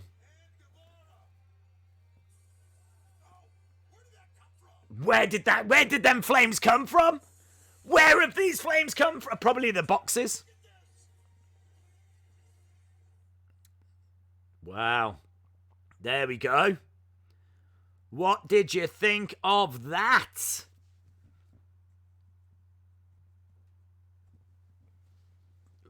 Get your thoughts in. Damn, they effed up that last camera shot. See you later, Ashton. Killer Cross. Yeah, Killer Cross right at the end of NXT. Days Killer Cross. Dude, I reacted to that 12 minutes ago. We were ahead of the curve with NXT tonight for whatever reason. The stream isn't on my subscription box for some reason. YouTube doing YouTube things. Where's Jeff Cobb gone? Apparently he hasn't signed a contract. They could only get him for like a very short period of time. So I didn't even get to see the end of NXT. How come? What happened? Why didn't you see the end? Get your thoughts in. Get your scores in. Days, I'm surprised there wasn't anything Balor related on NXT.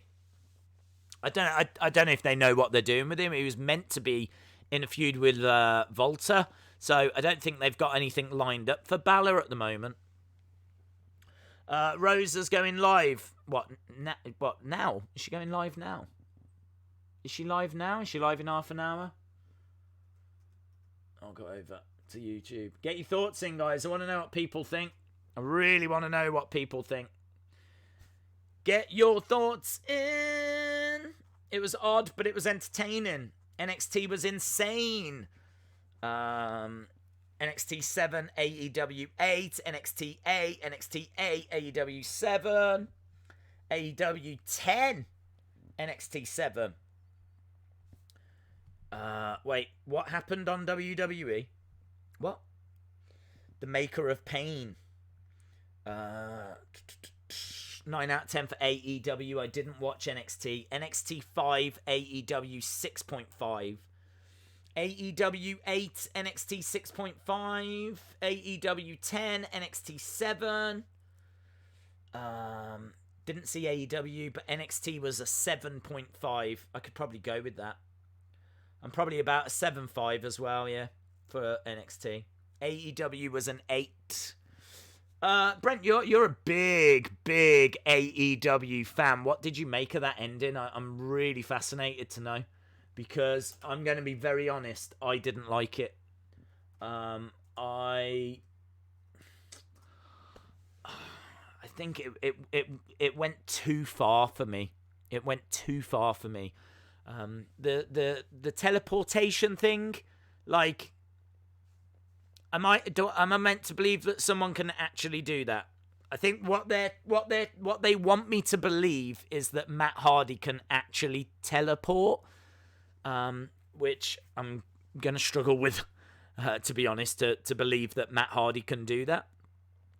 For me, it's gone too far. So the rest of that segment, I couldn't buy into it. I understand there's going to be people that are really into it. I can understand there's going to be people that really enjoyed it. I think the best thing I can say is that it wasn't for me. Rusty Shackford said, I was just about to put my scores in, but then you told me to do it. To be fair, that is broken, Matt Hardy. AEW 7.5, NXT 7. AEW was 8.5, NXT was 7. Get your scores in. I want to know what you think. No women's match on AEW. That's true. Undertaker did the same thing. Oh, I disagree with that as well. Days, can you give me in my hometown of Hammond, Indiana, a shout out? Shout out to you and Hammond, Indiana. The AEW ending was way too hokey. Yeah, I would agree. I can understand that there's people that are going to enjoy it, and I think, so you should. If you enjoyed it, so you should. But I think we've all got things that we like in wrestling. We've all got things that we don't like. I like realism. I like good storylines. I like what Bray was doing. I was under the impression the Funhouse was going to be like a mental thing, and he was like a tortured mind and all this kind of stuff, and it was still going to be based in realism. I feel like seeing someone transport around and them trying to get across that that's just really happened is a difficult thing for me to get on board with. Taker appears, Fiend appears, why not Matt? Because they appear from under the ring. They appear from under the ring, and I think we all know it. The Fiend, Undertaker, now Matt Hardy.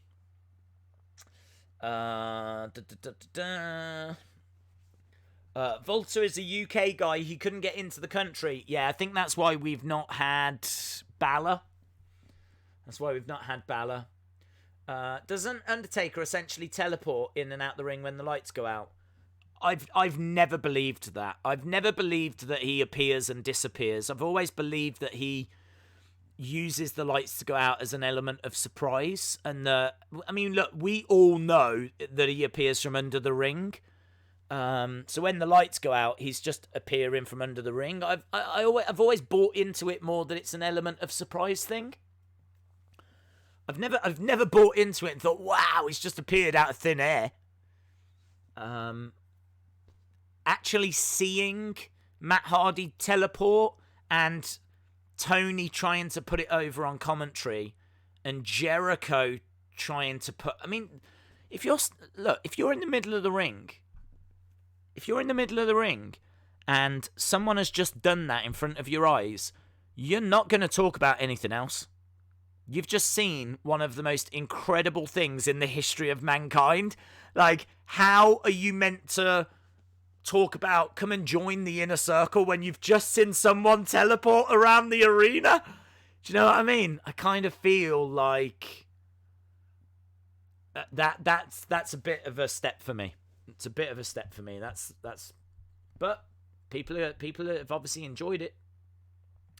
AEW are showing us that they're not perfect and not everything they do is going to be good, says Dave in real life.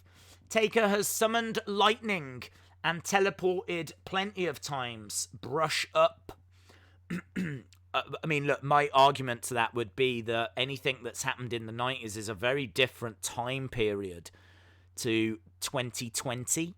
I would also argue as well that if you're talking about him teleporting with the lights going out, then I've never seen that as being a teleport thing. In regards to the lightning, like, there has been supernatural things in wrestling before. We actually did a video on it looking at like different things. Thanks for the advice to brush up as well. I mean, I've literally only been watching wrestling since 1990, but, you know, thanks for the advice. In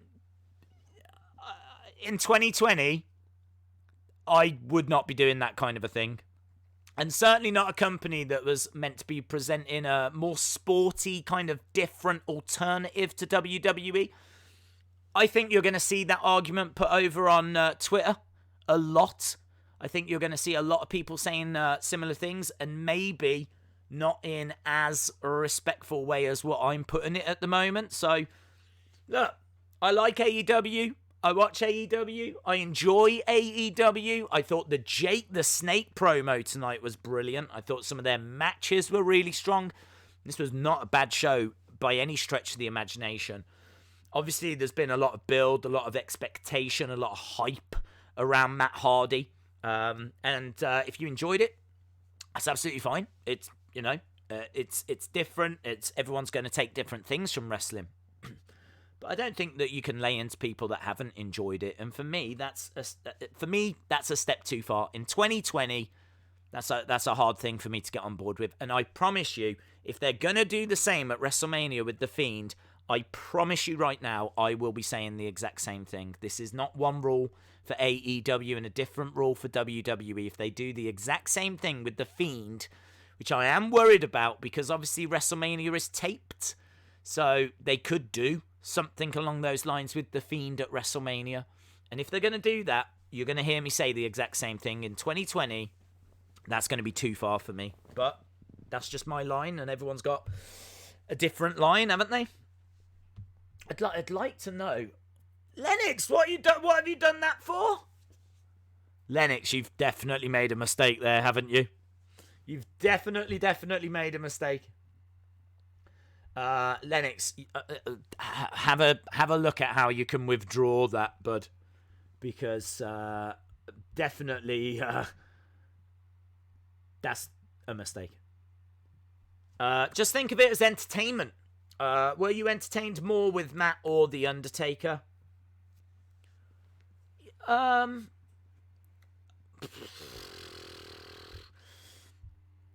agree. I mean, look, to answer your question, I was really excited for Matt. As soon as he did the teleportation thing, that was too far for me. And then all I kept thinking was, how are they not freaking out at what they've just seen? Like, if I was in the ring and someone in front of my eyes has just teleported around the arena, I'm not going to be able to talk. I'm not going to be able to talk. Like, this is something that I won't have ever seen before. How do you respond to such a thing? I mean, I don't know. I don't know. I feel like that was too far. But this is a really hard thing for me to be talking about because I'm trying to give my opinion in a respectful manner, but because I appreciate there's going to be people that really enjoyed it. But yeah, where is... Right, there's so much going on. Lennox, where have you disappeared to? Where have you disappeared to? Why wasn't Taker at Mania last year? Apparently they're not looking to use him for all of the shows.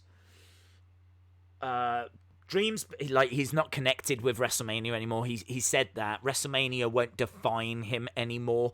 So I don't think they were looking to use him for WrestleMania. I think they're going to use him a few times a year, and they need him for like the Saudi shows. So I think there was something in that. Besides the crazy teleportation, I did enjoy Cody and Omega coming with steel chairs, says Dreams Beyond. Okay. AEW are winning the ratings war with NXT because they are about wrestling, not entertainment, says Dave in real life. Days, don't watch Lucha Underground. Lucha Underground is different to me. I think for me, Lucha Underground, I'm going into it knowing that show is going to present itself that way. I don't expect that from AEW.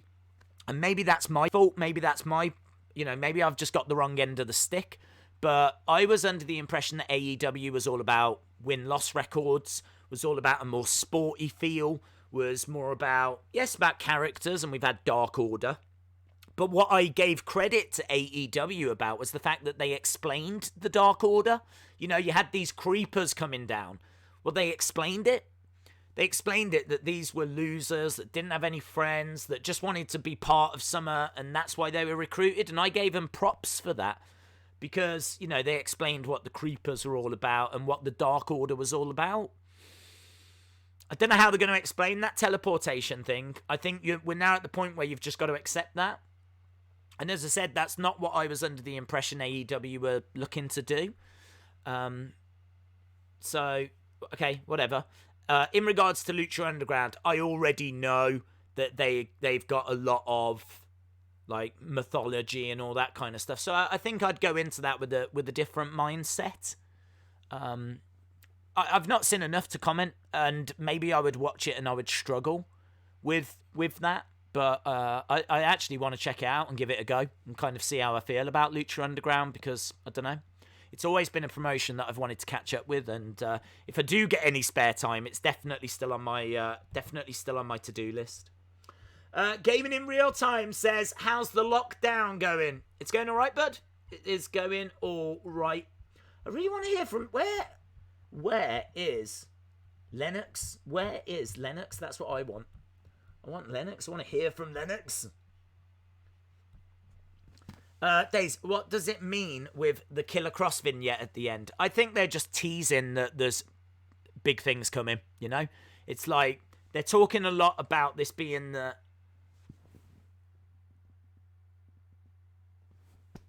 Lennox, what are you doing, dude?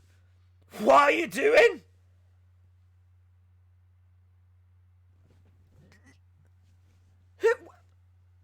Who's Linux? Linux, who are you? Where have you come from? What are you doing? Right, can anyone work this out? Chalmers! Chalmers! Where's Chalmers? We need the official investigator. Oh, I bet Chalmers isn't even around. Linux, buddy, I don't know what you're doing. I don't know what's going on.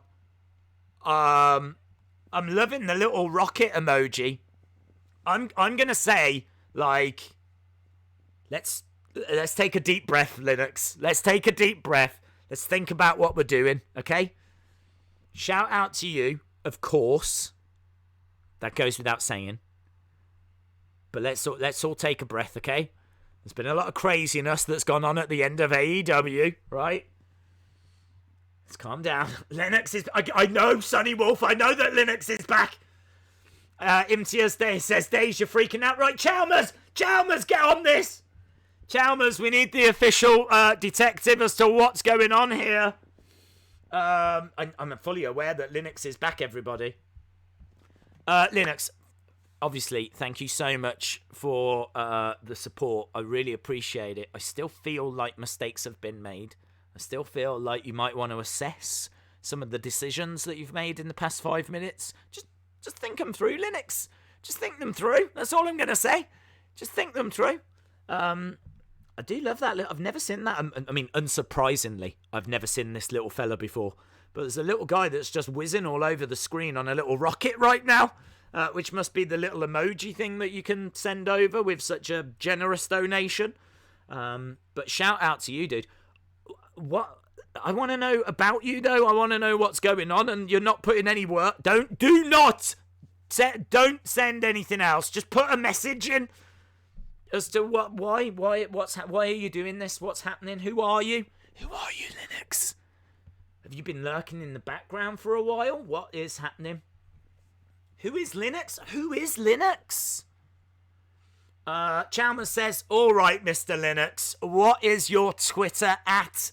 I've got some important questions. That's it. Chalmers is on this now. Chalmers is on this. Has Linux dropped any other messages? I feel happier now that I know Chalmers is on this. Okay, Linux, you have just blown up this this stream. People are asking. Everyone wants to know who's Linux. Brian Coleman, Linux, who are you? Linux, who are you? Sean Flagstaff says it's Thunder Rosa. Yeah, Thunder Rosa is, she goes by the alias of Linux. Goes by the alias of Linux. Days 2 artists had a contest and it ended in a draw. There's no time for jokes right now, Matt Boy. We're trying to figure out who Linux is. Who is Linux? Moda is Linux. Moda is Linux. Linux is the exalted one times 100. Is Killer Cross starting a feud with Triple H? I don't think so. I think he was just making his presence felt, to be honest. Linux is a computer operating system. It's Brian Rosa! Joe says it's Brian Rosa! Maybe it's not Thunder Rosa. Maybe it's Brian Rosa. Wow. What was the surname? Can we get are there any clues in the Linux name? Heiserman. Linux. Heiserman. Linux. Heiserman. Chalmers, you better be all over this because I need answers. I literally know as much as you. I don't know if I've ever seen a super chat. I don't feel like I've said the name Linux before. So I don't feel like I've seen a super chat before. So like for Linux, I swear, because you were watching, I thought Linux had made a mistake. I thought that was a 99-cent super chat that had just gone wrong. Totally understandable. We're all still getting our heads around the Matt Hardy segment, right? So there's a whole thing going on there. But then Linux has come in the $49.90. How would you get a $49.99 super chat wrong? How would you get a $49.90? Would you? I don't think you can drop a $49. Linux, what are you doing? Where's Linux? Oh my god, this is gonna occupy. This is gonna take over my lockdown time. That's what's gonna occupy here. It's Annie Lennox in disguise. You're absolutely right. Absolutely right. People are asking, what are my scores? I am going to give you my scores. Hang on. It's Lennox Lewis. It's Annie Lennox and Lennox Lewis have got together to form Linux. Right, I'll give you my scores. I think that quite a few of the matches on NXT were just all right, but I really do appreciate the fact that they gave us fresh content. So I'm going to say that it was a 7 out of 10. I thought the Indian tag team looked awesome. I thought that the final segment in particular was brilliant. So NXT, 7 out of 10, which I think is very respectable. AEW, look, you know my thoughts on the end. I wasn't a fan of it. I didn't like it. The teleportation thing was a step too far, and as I've said, it's got nothing to do with AEW. If The Fiend does the same, I will say the exact same thing. That's too far. I thought the promo as well kind of lost its way a little bit. I think Matt Hardy was just kind of saying a lot of things that we've heard him say before. I think Jericho had to cut a promo on a drone, yeah? Then he had to stand there whilst Matt Hardy teleported around the arena. And then he had to try and have a conversation with a 3,000-year-old entity called Damascus. I mean, that's a big ask on Jericho. That's a big ask on Jericho. So I kind of feel like the Jake promo was good. I kind of feel like there was a lot of elements that AEW did very well. But for me, the ending fell. So I'm going to say it's a draw. I'm going to sit on the fence. I'm going to do some fence sitting. I'm going to say that both shows had high points. Both shows just struggled a little bit in areas. I'm going to say both shows still gave us original content. And more importantly, things to talk about, you know? I appreciate the fact that they've just given us things to talk about.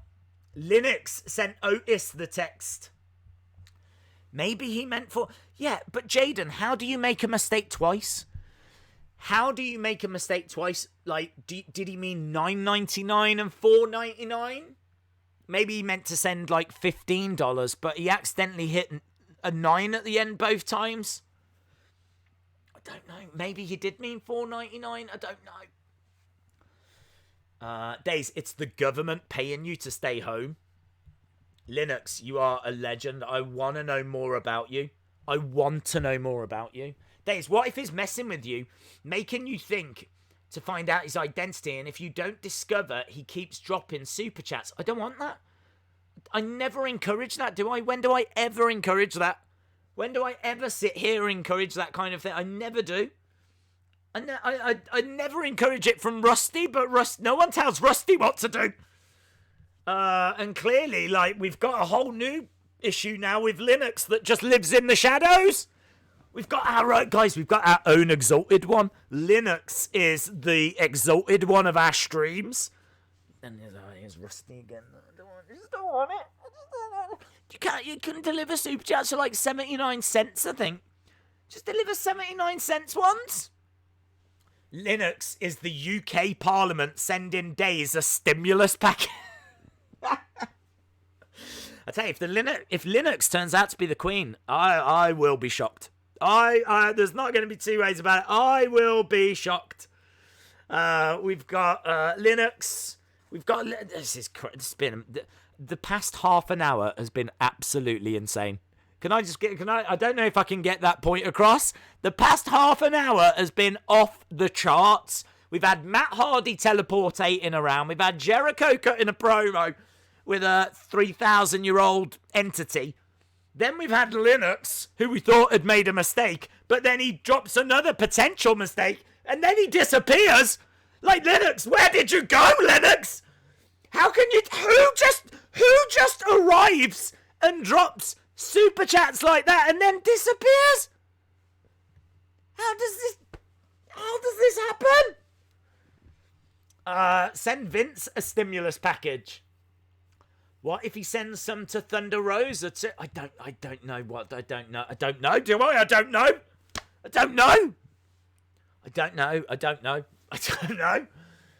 Send Days, remember that girl? Remember that what girl? Remember that girl when Hurts went home with from the club last year? Linux is your son. Wouldn't I be the one sending them money? I don't think if you tend to, plus he'd be, 6 months old? Do you remember that girl that you went home with from the club last year? Linux is your son. Days, I'll give AEW a 7 and NXT a 7.5. Shout out to you, Sophia. Linux, the question. Where? Linux. Maybe Linux is blind. Wow, we're going down some dark roads now, Monica King. What, you think that he's accidentally typed? Oh, that's too crazy. Are we honestly saying that there's potentially a blind person sending super chats that might have made mistakes twice? Is that what we're saying out loud? I've just said that out loud. I mean, that's out there now. I think that's what's been said. Linux is Linda. Oh, I hope you're... Linda, are you there? Is it you, Linda? I love you. I love you. I'm coming for you, Linda. Is that money? Is that plane fare, Linda? Is this a sign, Linda? Do you want me to come to Connecticut? Do you want me to beat up Vince McMahon? Just give me a sign. I'm about to cry. I'm about to cry, Linda. Oh, I hope it is Linda. Maybe Linux is Holidead paying for your funeral. What? Undeniable heel. Oh my God. Maybe Holidead is paying for your funeral. If I was you, I would shut the stream off and run. Run! Linda is about to marry Days. I would much prefer to think that Linux is Linda McMahon sending money for plane fare. Probably does cost about $150 now to get a plane to America. Do you know what I mean? Well, actually, you can't go at the moment. Maybe it's money towards the wedding. Maybe it's money towards the wedding. Ooh, this is turning Days mad. Of course it's turning me mad. Who drops super chats like that and then disappears again? I have no idea what is happening right now. Linux, I don't even know if you're still around. I don't know what's going on, Linux. I don't know what's going on.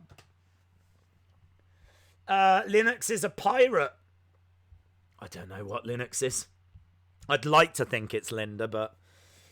Oh, my God. Linux, who are you? Come back. Wow, we know that we've got Chalmers on the case. Chalmers will get to the bottom of this. I've got every confidence in Chalmers. Linux is Bray Wyatt in disguise. I've got no Linux. Can you click? Can you go to Linux's? Oh, I can. I can go to the channel. Go to the channel. I've gone to the channel. I didn't think to do that. Right. Okay, we're going to the channel. Linux has got 1 subscriber. Linux has got 1 subscriber. Oh, I'm gonna subscribe. Linux, you've got 2 subscribers now. I feel like it's the least I can do, right? So I've just subscribed to Linux. But it doesn't tell me any details. It doesn't tell me when they joined. It's not got a profile picture. So I feel like this is a new profile. They only had one. Are they saying that? They had 1 subscriber, unless they subscribed to themselves. Can I see who's subscribed? Who is the other subscriber to Linux? That might lead us somewhere. How do I find that out? Chalmers, I'm doing your work here. Linux has got 2 subscribers. 1 is me. 1 might be a very interesting person. How do I find that out? How do we do this? Is there any hackers on stream? Who's hacked before? Who's done hacking? Has anyone got any hacking experience? Let us subscribe to the legend. I'm not sure that they're after subscribers. I don't even know how long they've been around for. I don't know. Like the video, the mastermind. I checked a few minutes ago and he had 0. Oh no. He's got 7 now. But guys, you're not helping. You're not helping. There was literally 1 other subscriber and that could have been very interesting. And now you've all gone and subscribed, so now we're not gonna... You've made it worse! You've not helped! I wasn't trying to get him subscribers. I'm trying to figure out who it is. I'm still under the belief it's Linda McMahon. I'm gonna go that way. I think that subscription just happened. He had no subscribers 5 minutes ago. Oh. Shane the Gamer says, I subbed to him first. Did you? Did you, Shane the Gamer? Did you? I don't know. I don't know what's happening. Let's all unsubscribe now. Unsubscribe to Linux. The other subscribe. No, look. Aiden is now claiming. Oh, look, you're all. Look, Aiden's saying that he was the other one. I don't know if we're going to get to the bottom of this. Oh, I've not. Where's Chalmers? Chalmers must be onto something here. Chalmers has properly run away. This is mind-blowing. This is mind-blowing. I got a new subscriber. Well, okay, cool. I mean, good for you, Jim. But we've got big things going on. He's got 11 now. Oh, my God. He's got 13. Okay, right. We're not trying to get... Right, guys. We're not trying to get Linux subscribers right now, okay? If Linux wants them, absolutely. Yeah, absolutely. But we're trying to wait. Thunder Rosa's stream is about to start. I don't think it has started yet. Linux is Brodie Lee. I'm here. Linux is one mysterious man, but I'm still on the case. Well, Chalmers, I think it could be Linda. Can we try and find a way of proving that it is? Yeah? Has she got a Twitter? Can we ask her? Can we ask Linda, does she call herself Linux? Right? Can anyone get that message to Linda McMahon? Right? Because it might be that she wants... It might be a sign. It could be a signal. This could be Linda saying to me, drop everything that you're doing, turn the stream off, get on a plane, we're going to get married. Right? And I take that very, very seriously. I take that very, very seriously. Like, 99.99 as a one-off thing could be a mistake, but then why do you drop a 49.99? Just saying. Linux is Mama Days. No, she does not love me that much. She does not love me that much. Linux Heiserman. See, now we've got people claiming to be Linux Heiserman, but I don't know if they are. Sonny Wolf, no. That is not the approach we're taking. We're not going down that road. Has Linda got Instagram? If she does, I'll DM her. Yeah, she's got Instagram. Where do you think she puts all of her... Why do you think that she puts all of her sexy beach photos? Where do you think she does all that? Of course she's got an Instagram. Cutie Pie McMahon. At Cutie Pie McMahon. On Instagram. Okay. Thunder Rosa's on a different stream.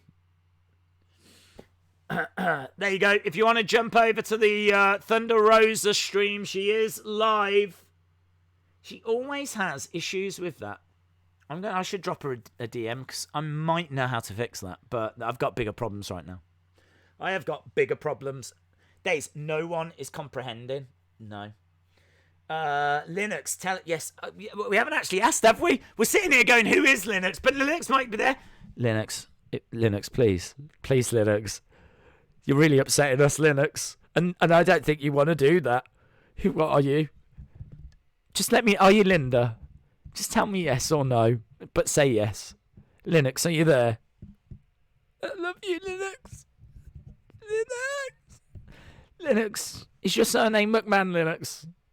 Linux, don't give us another one. We don't want another one. Just...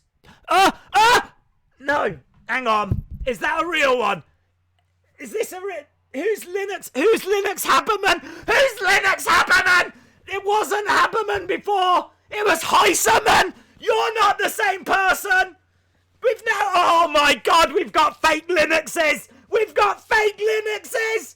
I can't be coping with Linuxes and fake Linuxes. There's too many Linux. I had no Linuxes, and now I've got loads of Linuxes. I've got too many Linuxes. I've got too many No, it's not the same Linux. Seth, it's not the same Linux. It's not the same Linux. It's a different Linux. Yeah, look, Shane's on it. Linux Haberman, you've spelt the second name wrong. It's a different Linux. Right, guys, you're not helping if you're going to start setting up fake Linuxes, yeah? I don't need lots of, I'm deleting things now. Delete! I'm not after fake Linuxes. Oh my God. Well, who was the, oh, I can't remember who the real Linux and who the fake Linux is anymore. The fake Linux is, is it Lennox or Linux? Lennox. I've only been saying the wrong name for about 15 minutes. Jesus. I've never been this stressed in my life. Right, let's have a look. Right, has anyone seen? Is there a way of checking what are the messages? Can we go back in the chat?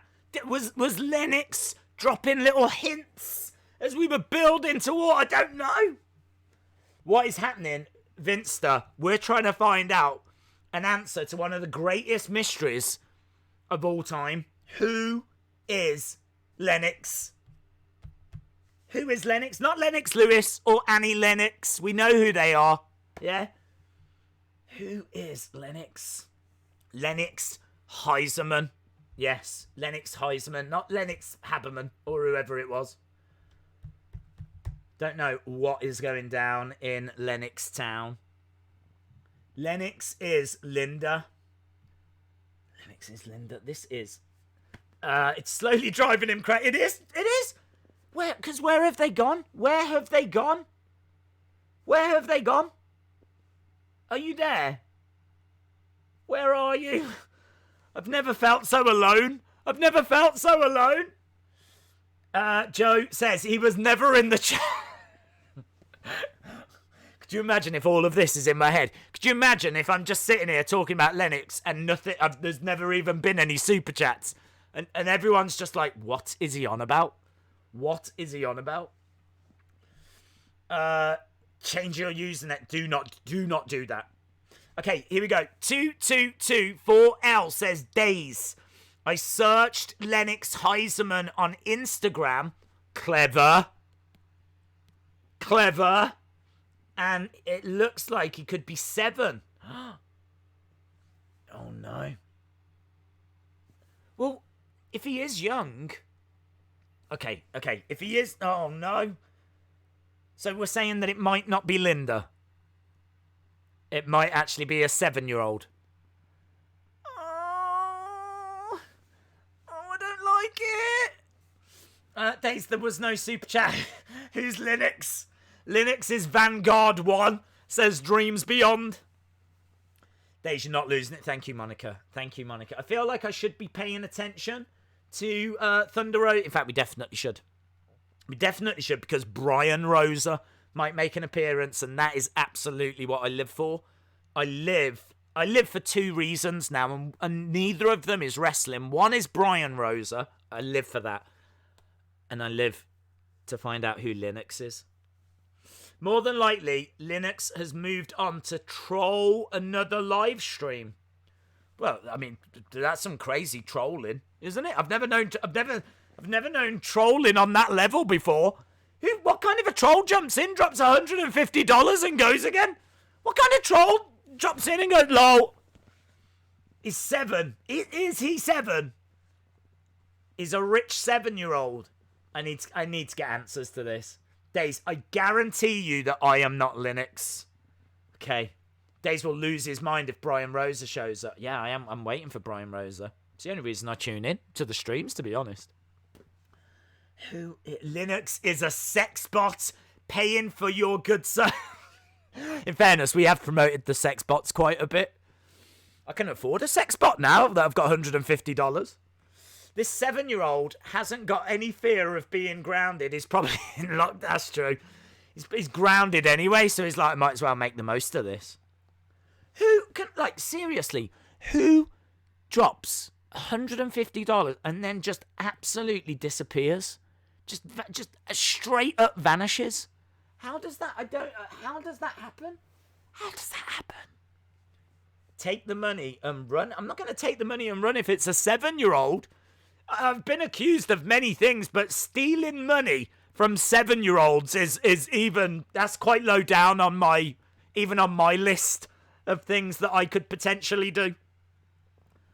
I've lost my voice all over again. I've lost my voice was coming back. It's gone again. Linux, can you see what you're doing to my health? You're breaking me, Linux. You're breaking me.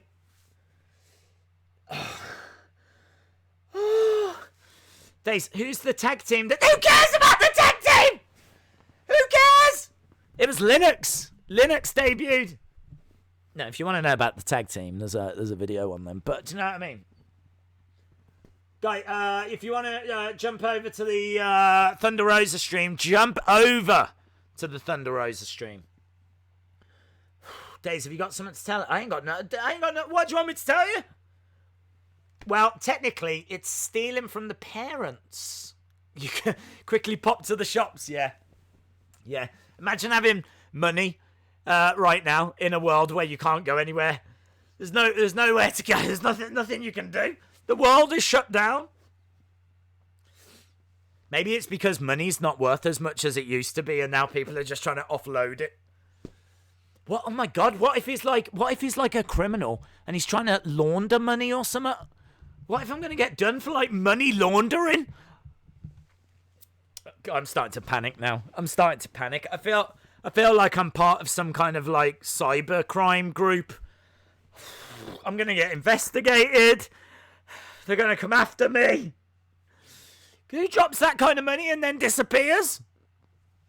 I can't cope, man. I can't cope. Look at Linux's Instagram picture. Well, no, because you're telling me he's 7. I'm sorry, you're asking me to go onto Instagram and look up a 7-year-old. You want me to do that on top of the potential other crimes that I'm connected to? That's your advice. That's your advice to me. That's the way forward out of this situation. You want me to go onto Instagram and search for a 7-year-old? So you want me to have that on my phone history? Jesus! Can we think before we type? Can we think? Think things through. God. Linux, where have you gone? Where have you gone, Linux? This isn't funny anymore. This was fun about half an hour ago, and it's not fun anymore. Don't worry, Days. We know you wear the same shirt and beanie. There is no chance of you doing laundry. No, they won't have me doing laundry. They'll have me doing other things. I'll be passed around that. Have you seen this face? Have you seen how cute I am? I would not last 5 minutes in prison. They'll be renting me. Is that what you want, Linux? Is that what you want? Is that why you've done this? Fred says, I'm calling the police. Don't call the police, Fred. We don't know we don't know what's going on yet. I'm trying to do my own investigation here. I'm trying to find out what's going on. Days, I looked up the meaning of Linux. It means Elm Grove. I looked up the meaning of Heiser, and it means rasping voice. What does that mean? A rasping voice in an elm grove? What does that mean? Zatan says, I'm gonna rent you. Right, can no one rent me? I'm not rentable at the moment. I'm just saying that if I get to prison, then I might be. Not that I'm gonna make myself rentable, but I might not have do you know what? Doesn't matter. Linux. Linda. I'm still holding out that you're Linda. I don't know where you are. I don't even know if you're still around. You're upsetting a lot of people. Days, I find it weird that Killer Cross appeared right before the Super Chats. I find that weird as well. Dave in real life says Linux was on Wrestling Day's stream and dropped an insane super chat without explaining. Yeah, thanks for stating the obvious. I thought you was going to try and find out who it was. Dave. Plot twist. Chalmers is Linux. That would be crazy. It could be Holidead. Someone said that. It could be Holidead that's trying to, get me to pay for my own funeral. Show yourself, Linux. Rate days for renting date. What? Everyone is talking about Linux on Roses. Are they? I bet they are. Who is Linux? Linux walks amongst us, but we don't know its identity. It's this is a good one. Hi, Dave. Hello, Menwonkel. Hope you are well. You've got a pretty... Eli Baker, don't say I've got a pretty mouth. Who do you think Cross will feud with? Linux. Ciampa versus Triple H. Yes. It's Matt Hardy. It could be. It could be Matt Hardy. I don't know what's going on. Huskus is a legend. Shout out to you. Guys, make sure that... Eli Baker, can you stop saying that I've got a pretty mouth? I am not renting myself out. Elmsgrove is a village in Wisconsin. And a rasping... It's Mr. Kennedy. There's going to be a Linux theory video coming soon, yes? Oh, my God. Ah! Brian Rosa! Brian Rosa! Brian Rosa! Brian Rosa! Brian! Brian! Brian! Brian! Brian! Brian! Yeah! Have you seen her views? Her views were around about 50. Bang! 74. Like spike! Like spike! Like spike for Brian! I'm going to put it in her chat. Like spike for Brian Rosa! Ah! Drop in a comment! First comment I've ever actually put in her live stream. Like spike for Brian Rosa. Get them likes in. Get them likes in. Like spike, like spike, like spike, like spike, like spike, like spike. It's on 17, guys. Get the likes in. It's still on 17. What are you doing? 22. Like spike, like spike, like spike. That's gone up by 5. Are you? Is that really the only? Is that really the only influence that we've got? Like spike for Brian Rosa. It's gone up by 7. Like spike. Days were screaming. I thought you'd found Linux. We found a Brian Rosa. That's what we found. It's gone up to 84. 84. It's gone up by about 30. It's gone. We've gained them 10 likes. Guys, if you're over there, can you drop a like? Drop a like on that stream, man. A like spike for Brian. Oh, Days, did you see? I was asking the hard-hitting questions. Dude, do you know what's going on? Like spike! 30. I tell you, I feel so alive. Feel so alive. Days has lost it. I lost. Who's Linux? Another fake Linux. Okay. Linux Heisman, and the comment is, I'm not the real one. I just want to see his reaction. Dude, you can't then say, Days, you're welcome for the donation after earlier saying, guys, I'm not the real. I can see the chat, I can see the chat. You can't say, oh, guys, I'm not the real one. I told Thunder Rosa I know it's her. Where are we with the like spike? Like spike, we've gained nearly 20 likes. 83 people watching over there. She's probably got her own fans, Can I just say right now, her own fans are not giving her the likes that she needs. Those likes have come from our Brian Rosa like spike. Boom! Days, don't drop the soap. Dude, Dude, this is carnage. This is carnage. Linux, you've got 2 L. Did Linux have 2 L's? Yes, he did. Oh, well played. Well played to you. In my head, he had 1 N in his name, but you put 2 N's in yours. He had 2 N's. What? Don't drop. Why is everyone saying don't drop the... Guys, calm down. 40! 40 now. 23 likes on that stream. With like spiked. Because of Brian Rosa. Oh, you could feel it, couldn't you? You could feel the excitement when he was on camera. And she jumped up 30 viewers. And she gained 23 likes. Yes. Boom. Days Linux is coming for you. I don't know. I don't know who Linux is. I don't know where Linux is. Right. Let's call it quits. We're not going to get to the bottom of this tonight. We're not going to get... We want to, but we're not going to get to the bottom of this tonight. I don't know what we're doing tomorrow. I don't know. We'll do something. I don't know if it'll be a video. I don't know if it'll be a stream. But I urge that you guys go over to Thunder Rosa's stream right now. I know she's still trying to get to the point where she can monetize the channel. I don't think she's quite there yet. Go over, show her some love, show her some support. Don't even do it for her. Do it for Brian.